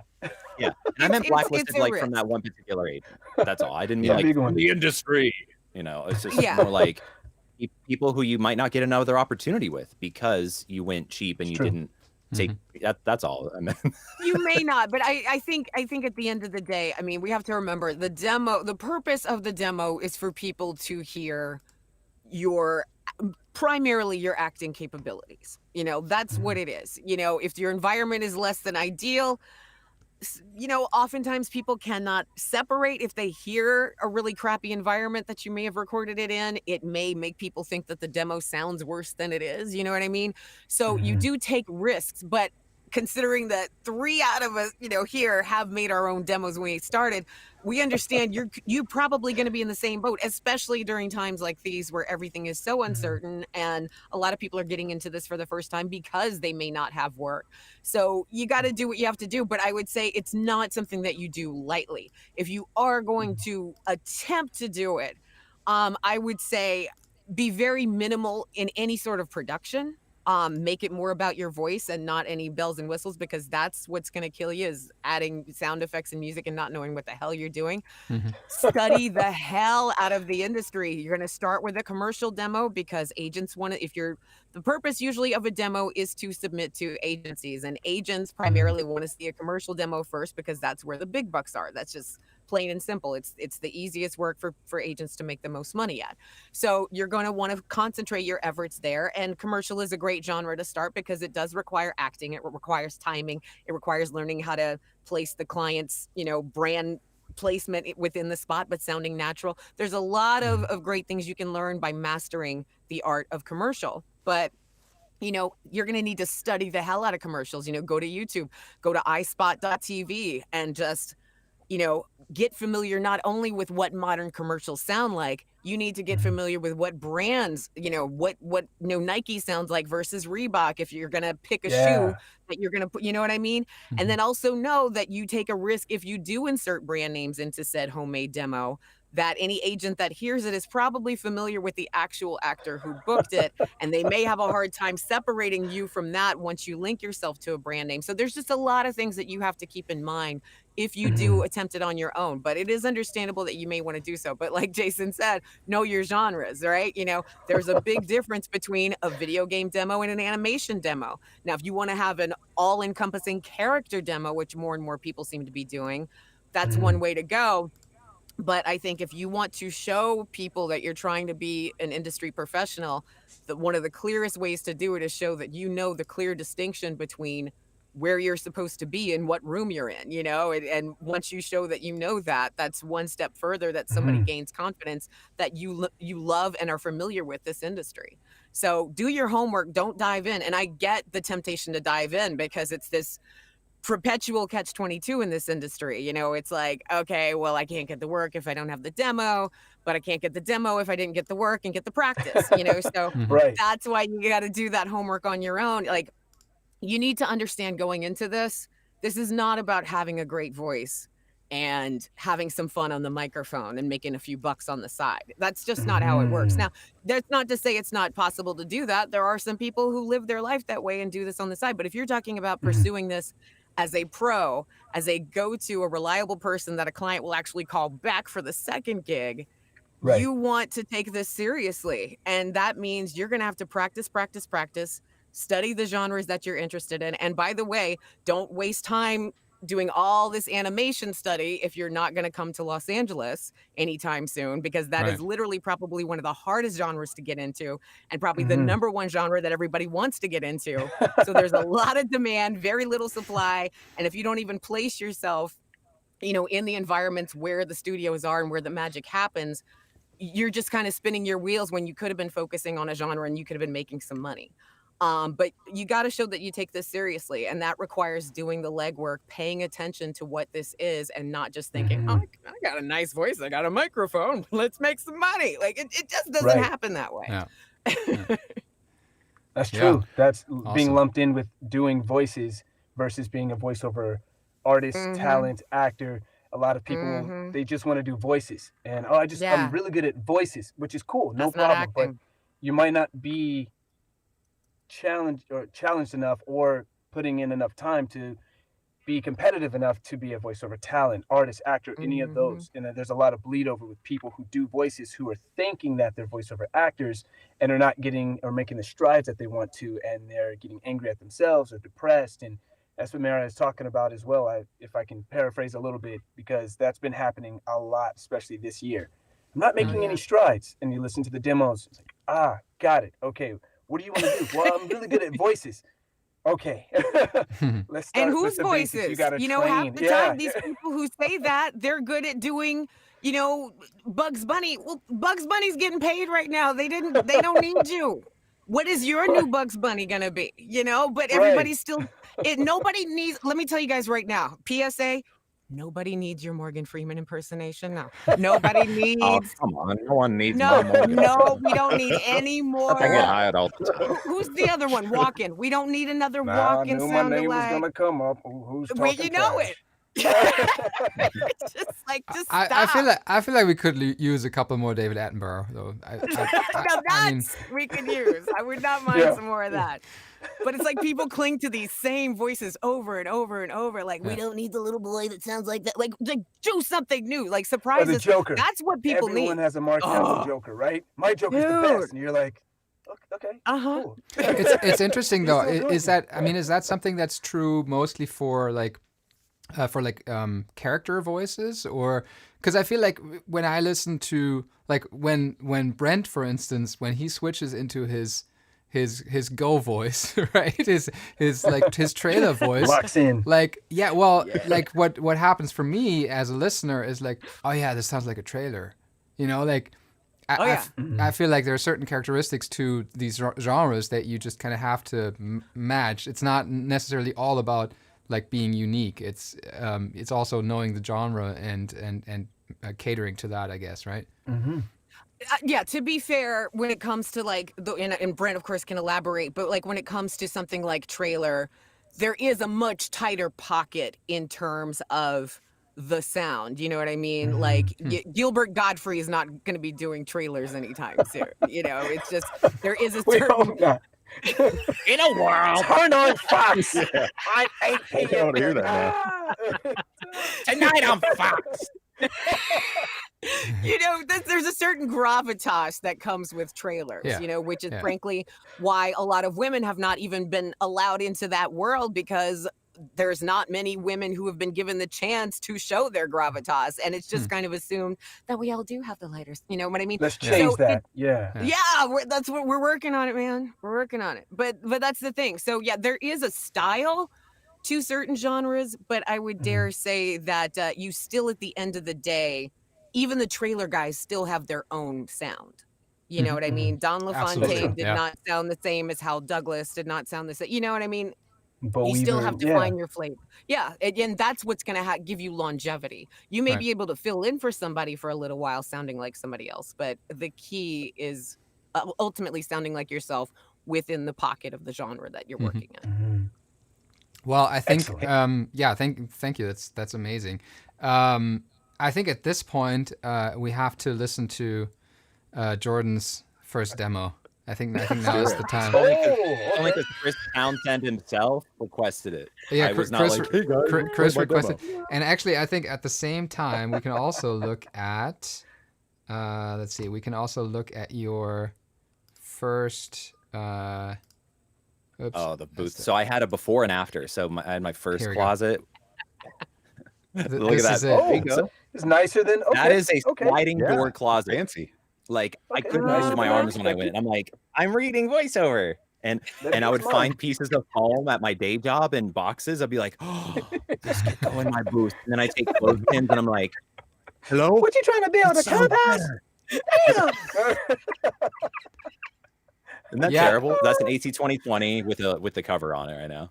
Yeah, And yeah. I just Okay, found all I could respect, find and just respect, stuck it on the Skip, like- walls. It's awesome. Yeah. Very I couldn't cool. move or breathe. Can do. Yeah. And then yeah. So That's awesome. but All right, so don't know. here it goes. This is when did you make this roughly? 2011, self-produced after years of researching and learning audio, and I'd listened to hundreds of demos. So I had a lot of acquired knowledge and practice with production.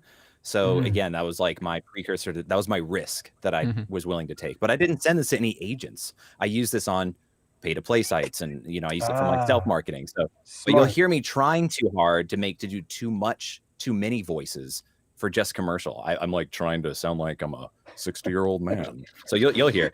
Yeah. Go Okay. ahead and play. Here we goes. go. Here we go. First demo.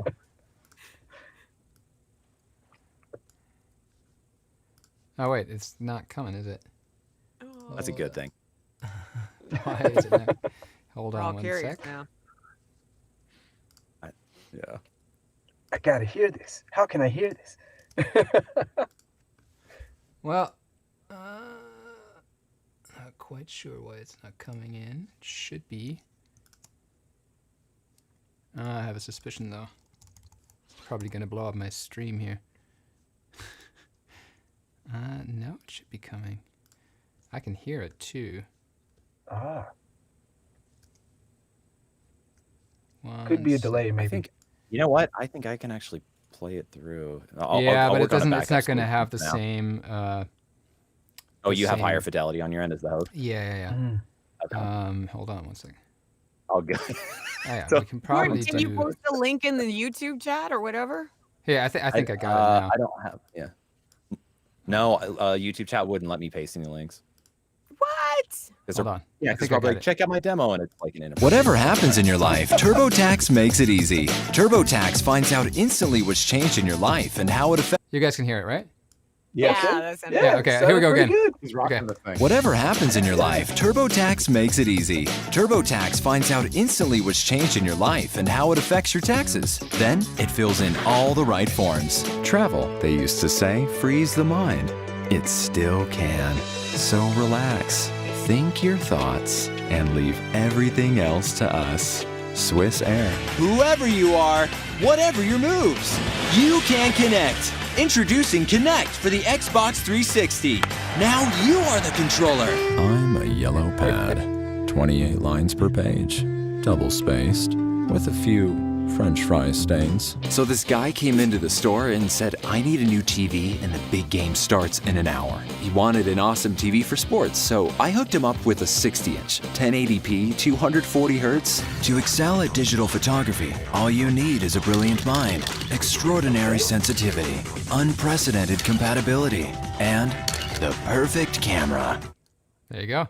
What am I doing on that I know, hey. That's still a lot better than what I was expecting, dude. That is, Dude, I know. I should have told you That's guys. formidable. Like, he set it up that way for me to the first time I heard it. And I was expecting this like bomb. It's not that bad. No, like, of it's course, his not at acting's all. gotten better, but It's we all formidable. sounded like that the first year.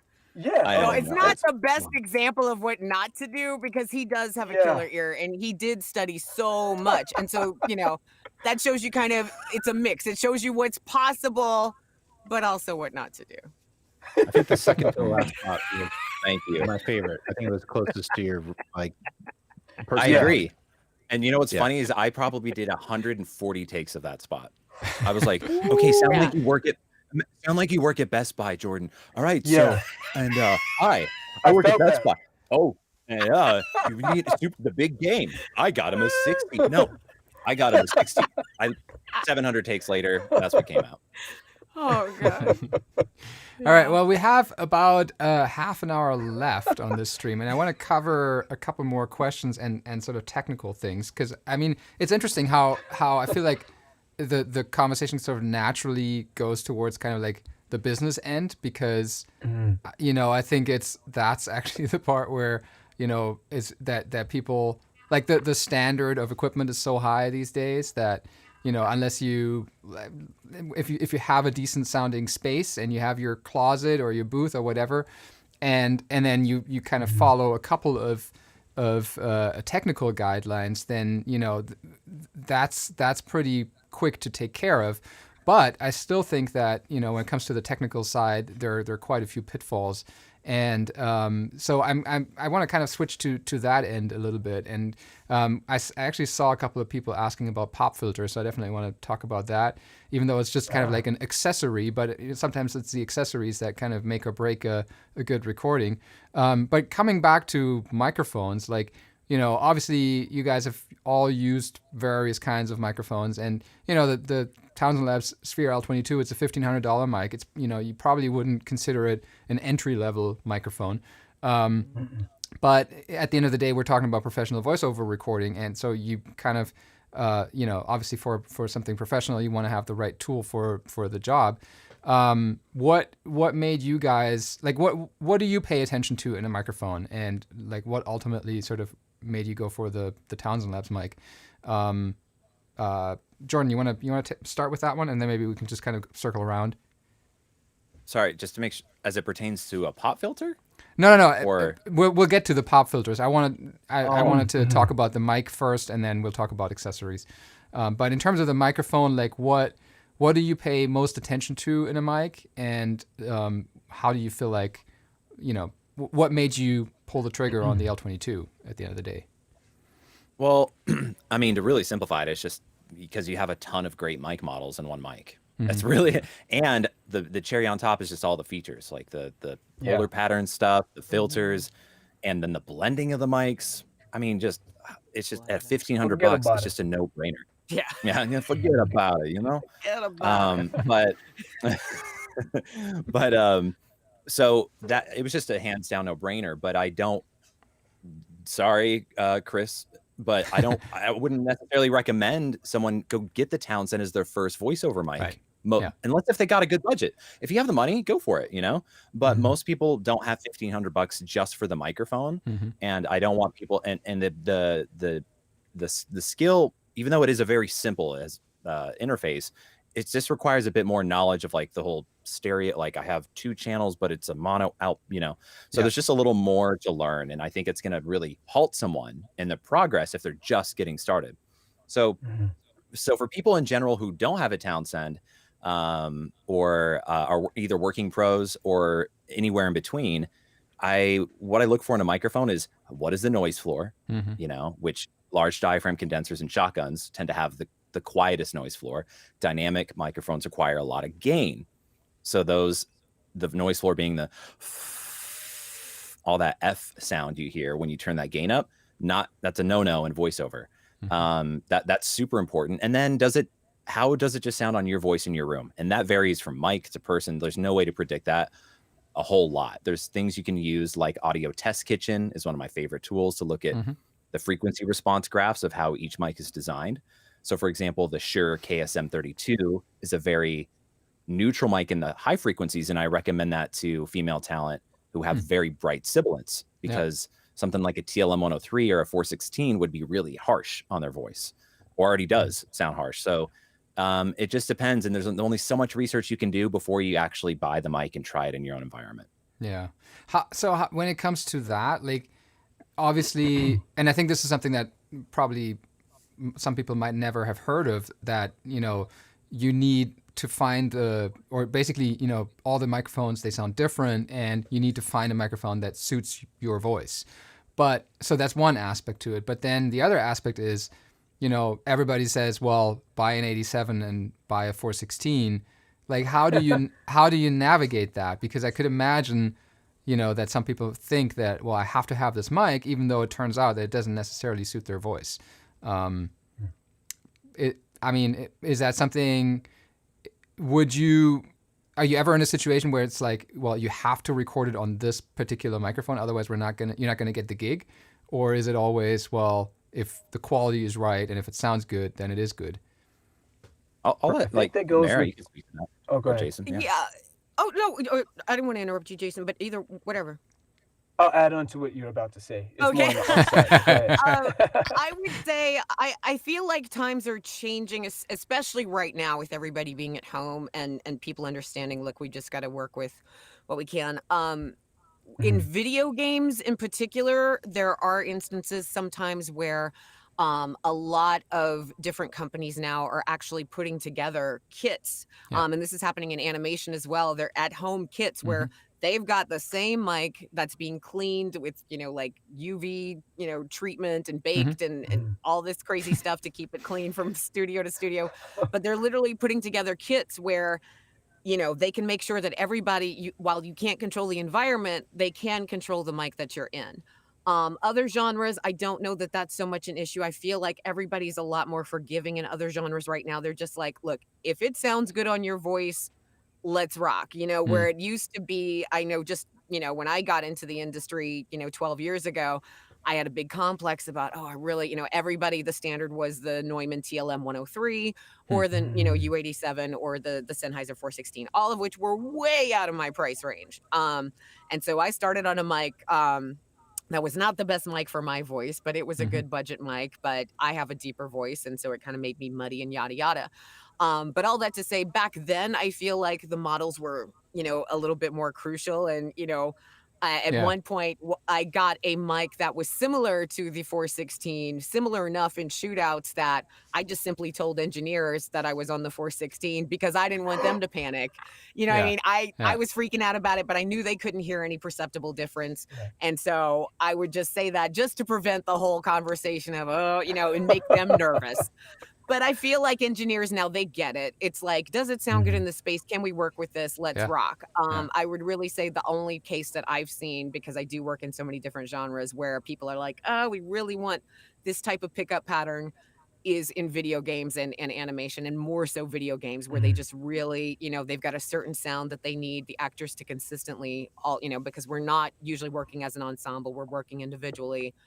They want to kind of make it as easy as possible to match certain frequencies as much as possible. That's true. Okay. Yeah. And it's actually, it's an art form as well. We're artists. I think a lot of people forget that as voice talent, that we're, you know, a derivative. We are a type of actor. And so it's just like being a musician. Not every guitar is going to fit you or suit you, or even if it sounds great, maybe you don't like holding that type of guitar or saxophone or playing that type of drum or whatnot. And mics are the exact same way.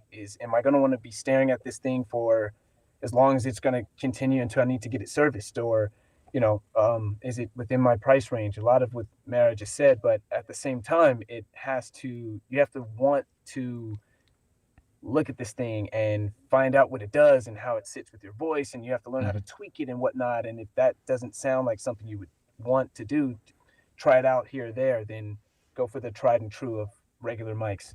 Start with the bottom tier of XLR mics and make your way up slowly but surely. Brent, is there anything else that you wanted to add in terms of like what you're looking for in a VO mic? Yeah, well, as soon as the Apollo came out, I bought it because it was new technology. And then again, I think Jason said this earlier, he was looking at the Slate or this microphone. And because it's new technology, I think it's very important to always be up on whatever is newer.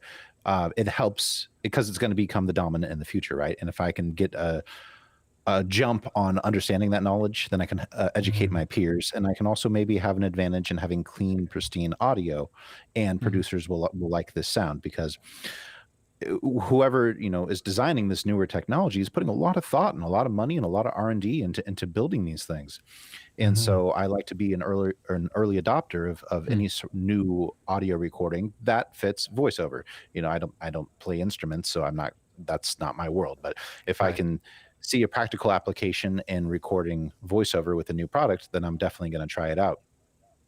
Having said that, I've worked on I worked with the Manley microphone before, and I've worked with all the microphones before slated in the room. And I was going to buy either that microphone, which is around $3,000, or this for half the price.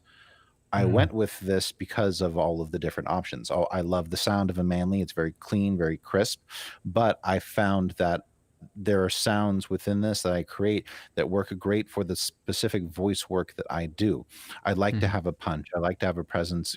As soon as I get on the mic, you can probably watch any one of my YouTube videos, and I always say, critics are calling. Critics are saying. I always do like a quick review spot on any microphone I test out. That's just because, to me, that's kind of, I think all artists have like this baseline thing you do in a microphone instead of like saying hello, hello, hello. Some sort of thing you do to kind of test the microphone back into your ear and give yourself a self-feedback loop, right? Yeah. And so for me, it's, critics are calling it the best film of the year. And I just see how that resonates with me. And I go through all the different mic models and tested it out. Having said that, also, when I turn this on, I don't have to wait for any tubes to warm up. It's on. I can record now, which my workflow is incredibly quicker.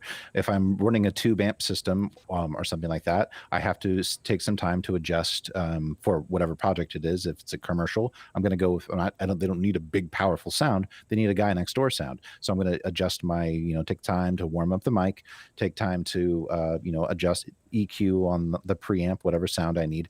And with this, I just turn it on, I click a couple settings, and I'm working. I like working with analog gear. I think it's very fun. I think it's enjoyable to have that equipment. But for speed of workflow, this just knocks it out of the water. I literally on switch and working. Nothing beats when you tell clients, cool, glad we have this session planned. Here are all the mics that are in my mic locker. Which one should I use, or would you like the salad bar? And they go, wait, you have access to all these? No, I have them all. I'm like, I guess the U87 is what we normally use, but cool. It's just options, right? It just gives them options. They'll probably always have you use the same one that all the other talent use, but just knowing that that's an option, they're already thinking of you for other jobs. Or, well, we do have this promo read. Maybe since he has a 416, we can, okay, cool. We'll bring that up during the session. Stuff like that. Just options, right? Right. Cool. So since we're talking about the mic, what about the pop filter? Mara and Jason, I think you guys are using the same, right? Which one is that? I think so. Yeah, this is actually Jordan's. What is this, Jordan? I think they don't make it any. I think it was Mic Tech. No, okay. Who made that I one? think Mic Tech has one like that. Yeah, they don't make it anymore. The one I have, that one's called the Vantech Pop Guard. I don't know. It's called the Pop Guard. They don't even make it anymore. But Telefunken has I think Telefunken literally bought the. It looks identical. Telefunken has one that looks just like that now. Yeah. This is from Amazon. I think $8, and the Telefunken one is definitely better. Than this one here. Well, the nice thing about that one is you don't need a separate mic stand, and you don't have always an always sagging sort of gooseneck kind of thing going on. But Brent, which one do you have right now? I love this thing. I could literally blow on it and no air goes through. It's called a JZ pop filter. Yeah, that's a cool one too. You can see it's not flat. It's shaped in a certain way. I like to work really close to the microphone Like when I work, I'm just like on this thing. And so And I Jay-Z need makes something. these by hand? The rapper Jay-Z no, makes these?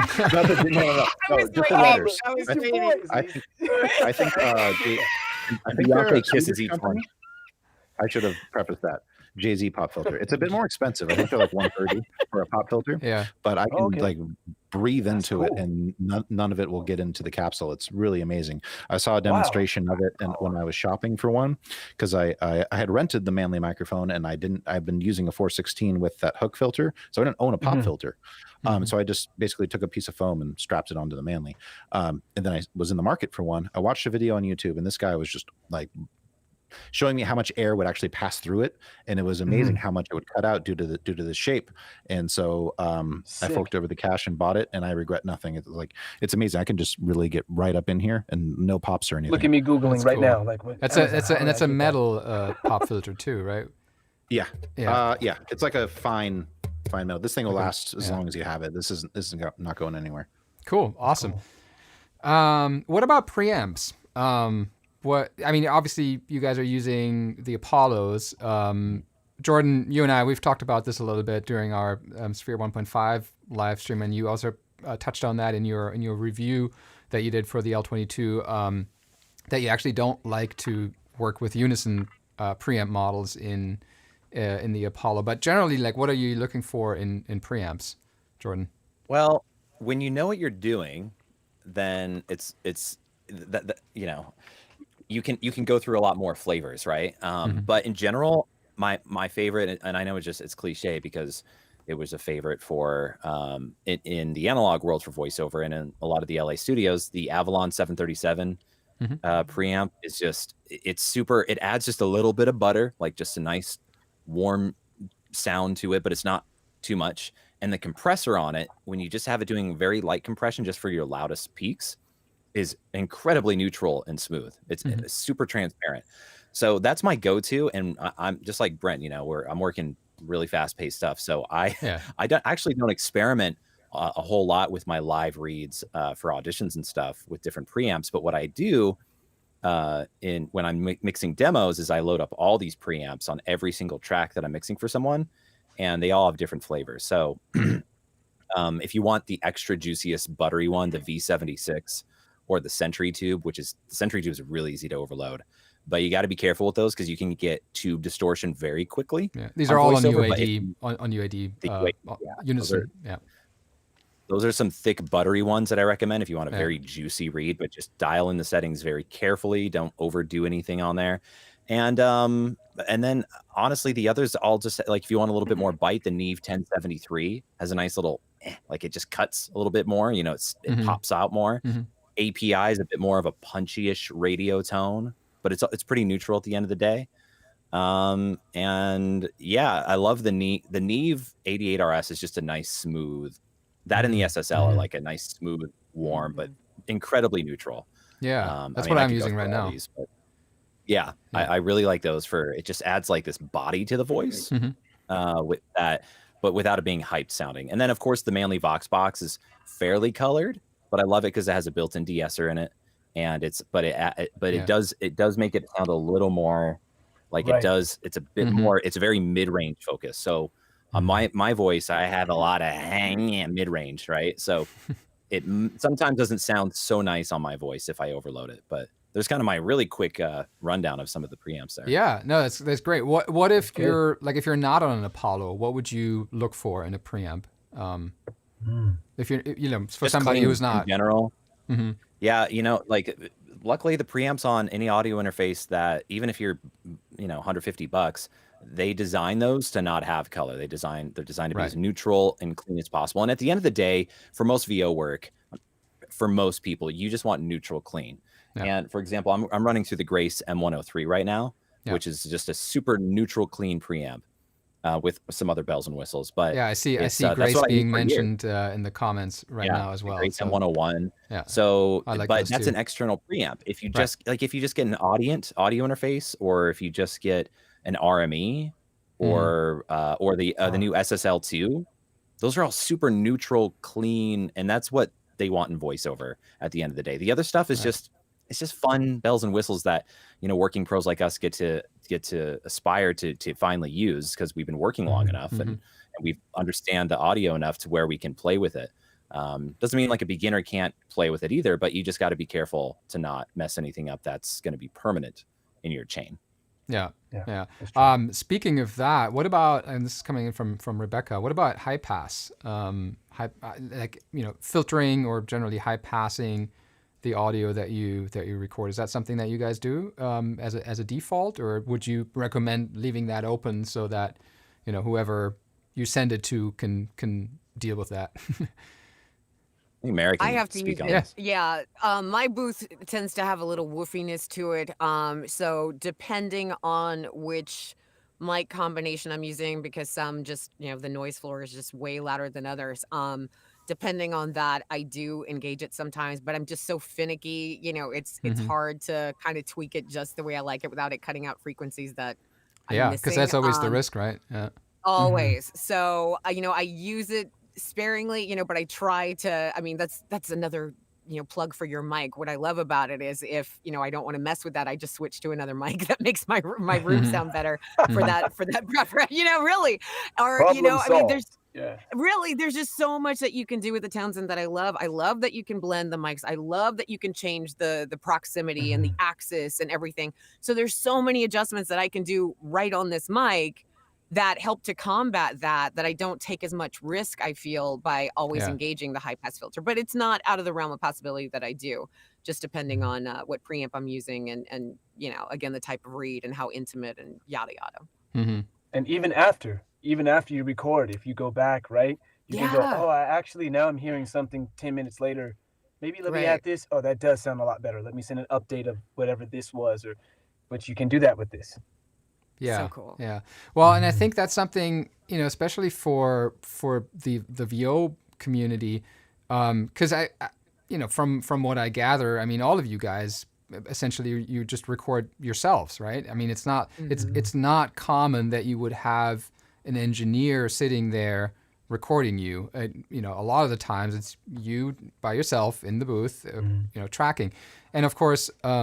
When you're recording, you always hear yourself through the headphones plus through your head, and it always sounds different while you're actually performing compared to playback. And I feel like, I run into this all the time, that it's like after I've done my pass of recording, I go back to it and listen back to it, and it's like, oh well, actually, that I thought that was different. I thought it sounded different.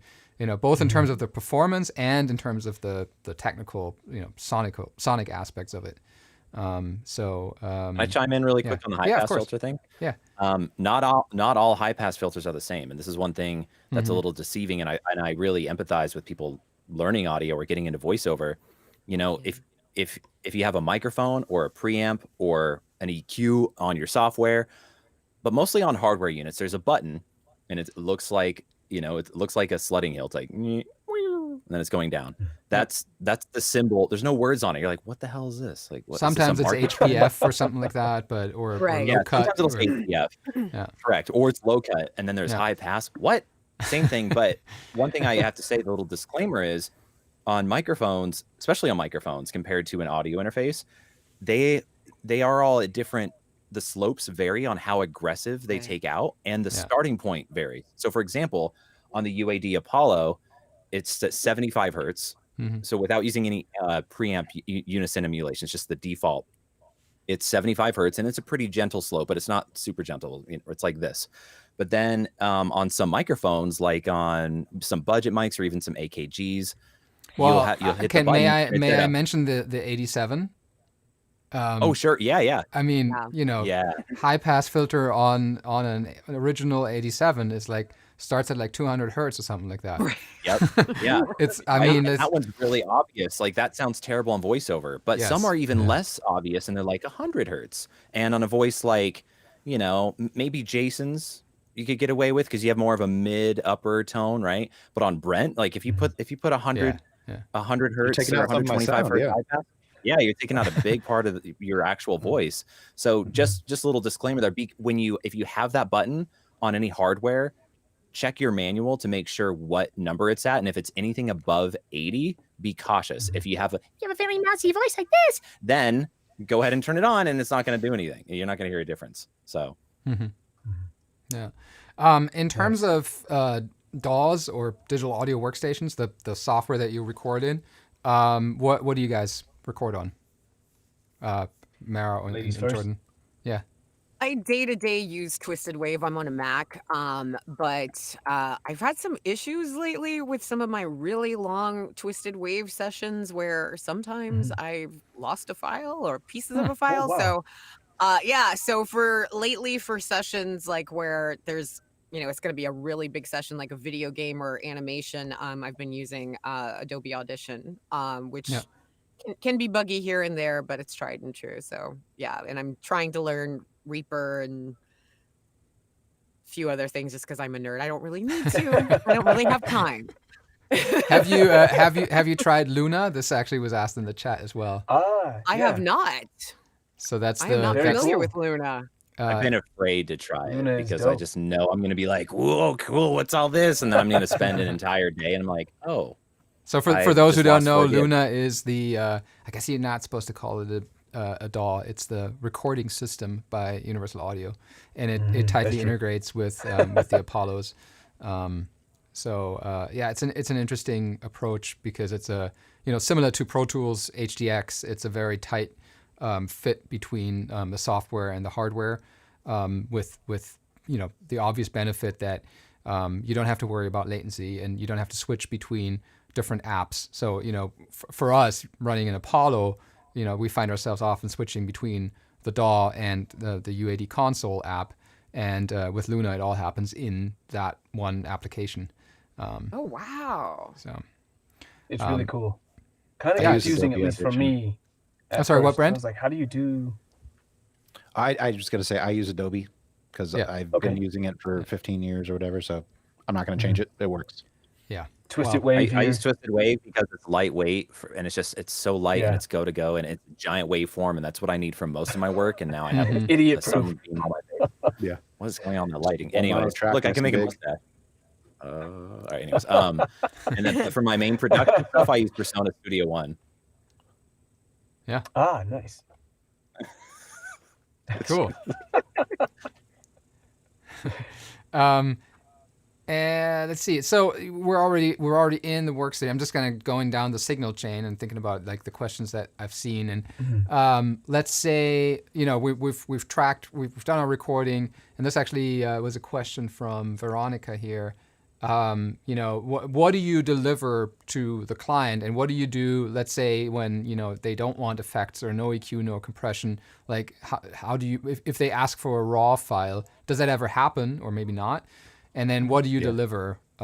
Brent, you're shaking your head, or you're nodding. Yes, I usually want raw. So I've learned this mistake the hard way. It depends on who you're giving your audio to, right?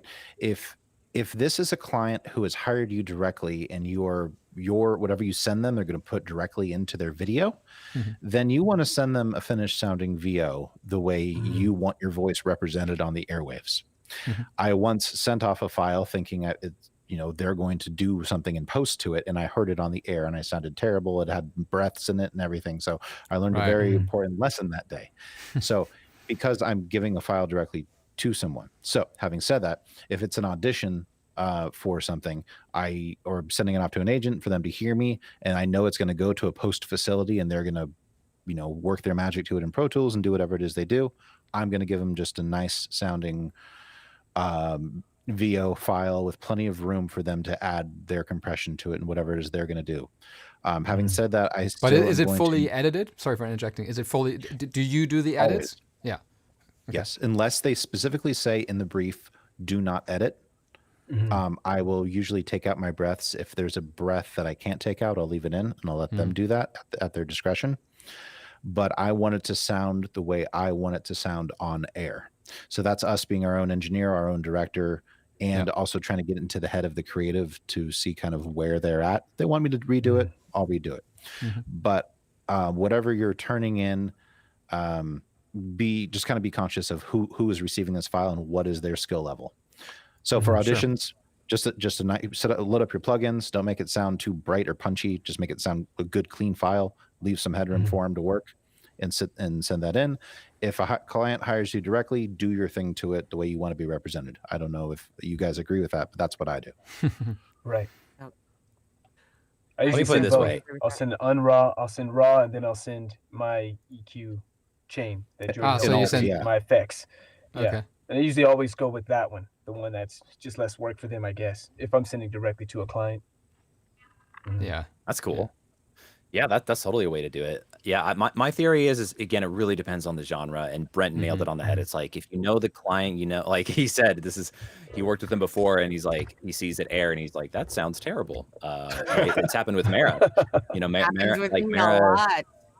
My Yeah, voice, though, me where too. it sits, it just gets buried in the music a lot of times, just, you know, and so I have to give it a little, just a little body, a little punch, just so I can cut through. Because literally sometimes, depending on who mixed it, I was just like, really, did you think people could hear it? You know, it just happens.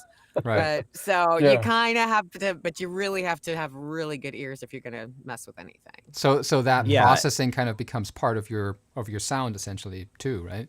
It really Yeah, does, and you know, but dialed like in, everybody though. said, you don't want to you don't want it to be painfully Yeah, obvious. You yeah, just want it to yeah. cut through enough that it has a nice, you know, a little lilt on it, a little, what do they go, gilding the lily, just a little bit. That's all. Yeah, and Veronica, for example, like I've set up settings for who asked. I set up specific EQ settings and compression for her. I don't even know if I did compression. It's been a while, but what I set up for people, I allow them to use that. Like I make it so transparent to where if they send it to someone who's like, send us raw, they wouldn't know. That client wouldn't even know that Right. it has a little bit, the EQ's cutting some of the mud out and that the compression's pulling it down by 1 to 2 dB. Like they're not going to know. They're just not going to know. And it's only enhancing just a little bit more and elevating your sound and making the client have to do less work. But again, have it done, like do it if you know what you're doing, or hire a professional like myself or some of the other VO audio expert guys to dial in a custom preset for you and teach you how to use it properly. And you can send your, again, if you're dealing like a high-end video game and all that, just don't even touch it, right? But if it's like some corporate video or whatever, like just, you know, and you're insecure about a little bit of that noise floor you have from that computer fan, but you have a custom noise removal that's just a little bit light dialed in and it takes out just enough of the fan where you're not going to be embarrassed about it, use it. But just be very careful. Noise removal is the heaviest amount of processing that I hear talent overdo when they're sending their files in. What about mouth clicks and that kind of thing? Is that something that you guys will edit out or? Yes. Yes, we're very Jordan's good at visually the seeing. mouth click Yeah. Nazi. I didn't know how mouth clicky I was until I met Jordan. I mean, I would play samples for him, and he couldn't hear anything but my mouth clicks. I'm like, will you listen to my performance?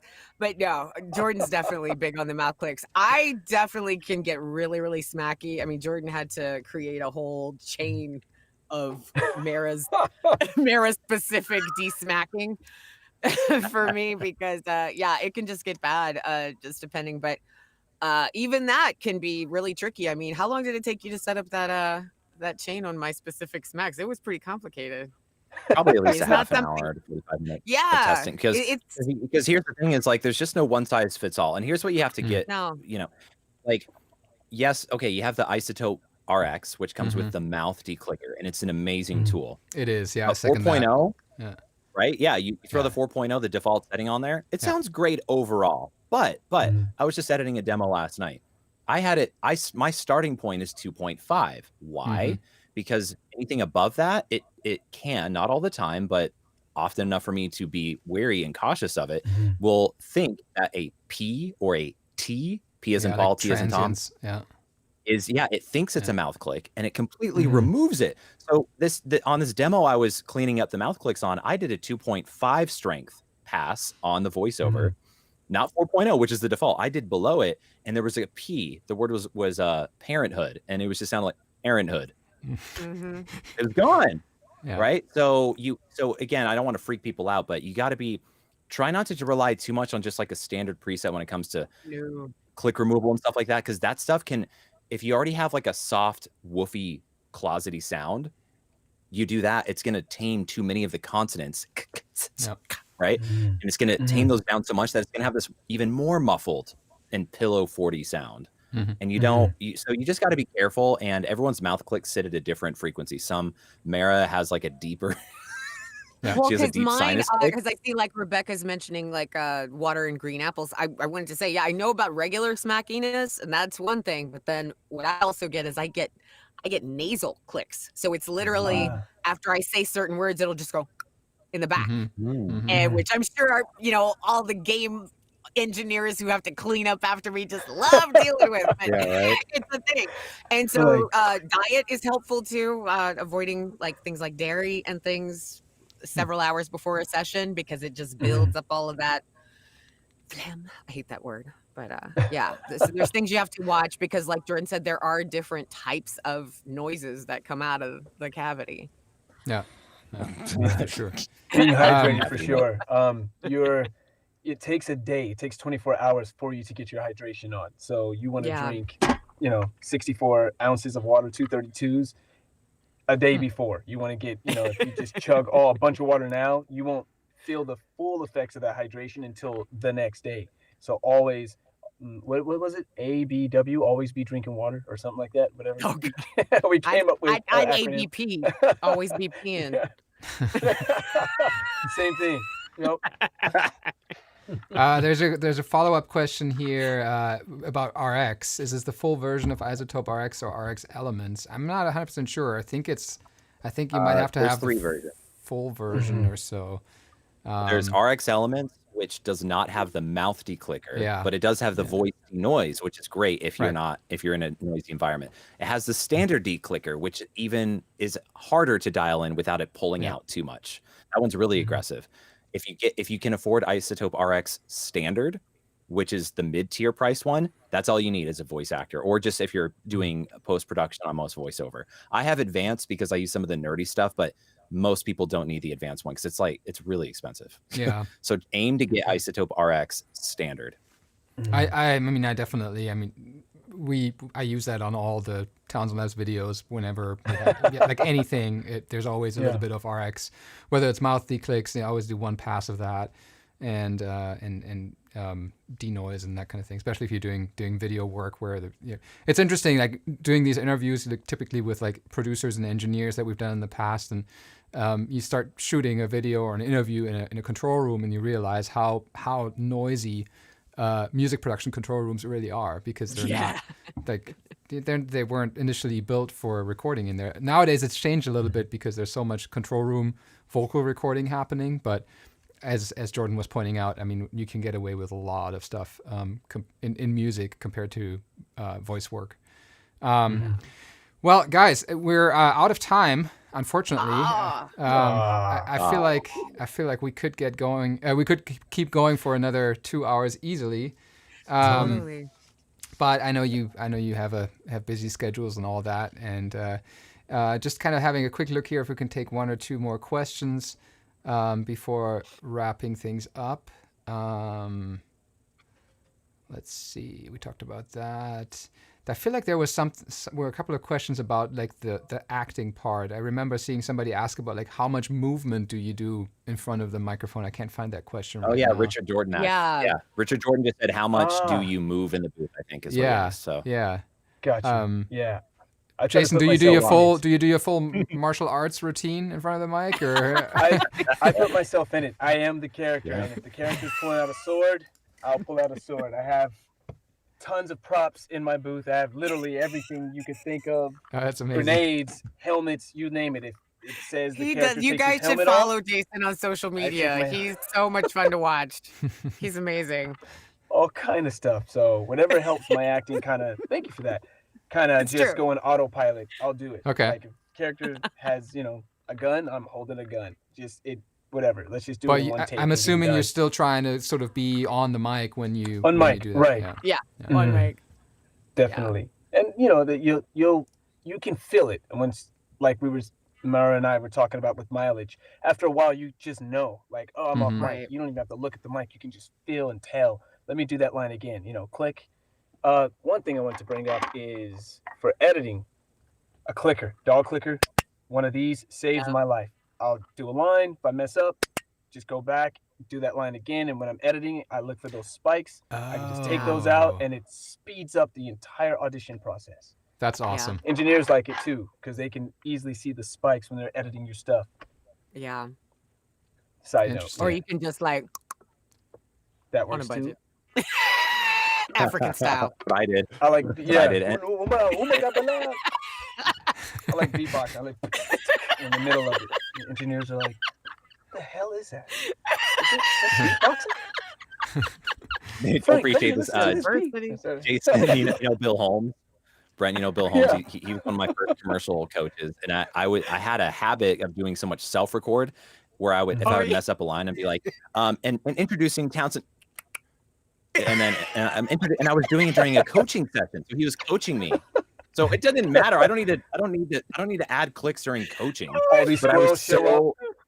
yeah, and so here's what happened. I All these you squirrels start are to like- read, and I'm like, yeah, the Jay-Z pop filter, 156 JC, and he's like, wait, what the hell was that? Like, what do you do? What was that mouth thing you just did? I'm like, sorry. You're bringing Wow. squirrels to the studio. Look outside. There's like 15 of them. What, man? You got food or not? What are you doing? Why are you calling me? So yeah, we're kind of robotic sometimes.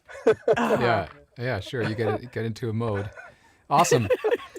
Well, guys, this was incredible. This was so much fun. This was I feel like I've learned more about voiceover recording than I ever could have imagined. So we'll see if it translates into the next Townsend Labs videos where it's even more polished. But yeah, I just want to thank you on the panel, Mara, Jordan, Jason, Brent. I want to thank all of you folks out there who joined us today.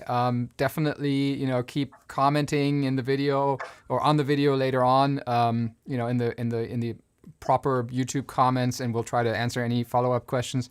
Like I said, it'd be great if you guys could post like your #1 VO recording resource or VO acting in the comments. We're going to add those chapter markers in as well, so people can jump to the different questions. And I mean, just have an amazing holiday season. Have a good New Year's Eve and all of that. This is obviously, like I said, the last live stream for this year. And we'll see each other again sometime next year. For those of you folks out there who are interested in Townsend Labs and the community and asking questions and learning from other people, we have a really cool Facebook group. If you just search for Townsend Labs users and fans, I think I have a button here too. Users and fans group on Facebook is a great place. Jordan, I think you're a member now. Yes. Definitely I needed to be. I was just thinking, I'm like, I wish I could just get in one more Facebook group. Yeah. And now I'm in it. So make it 1,000,005, huh? But this is one I think I actually will peek in. So, awesome. Right? Awesome. Thank you. That's just what I wanted to hear. But yeah, thanks again for doing this, guys. And Thank you, we'll stay healthy. Thank you so much, Julian. And Yes, thank you. we'll talk soon. Thank you. Thank Happy you. holidays, All right. guys.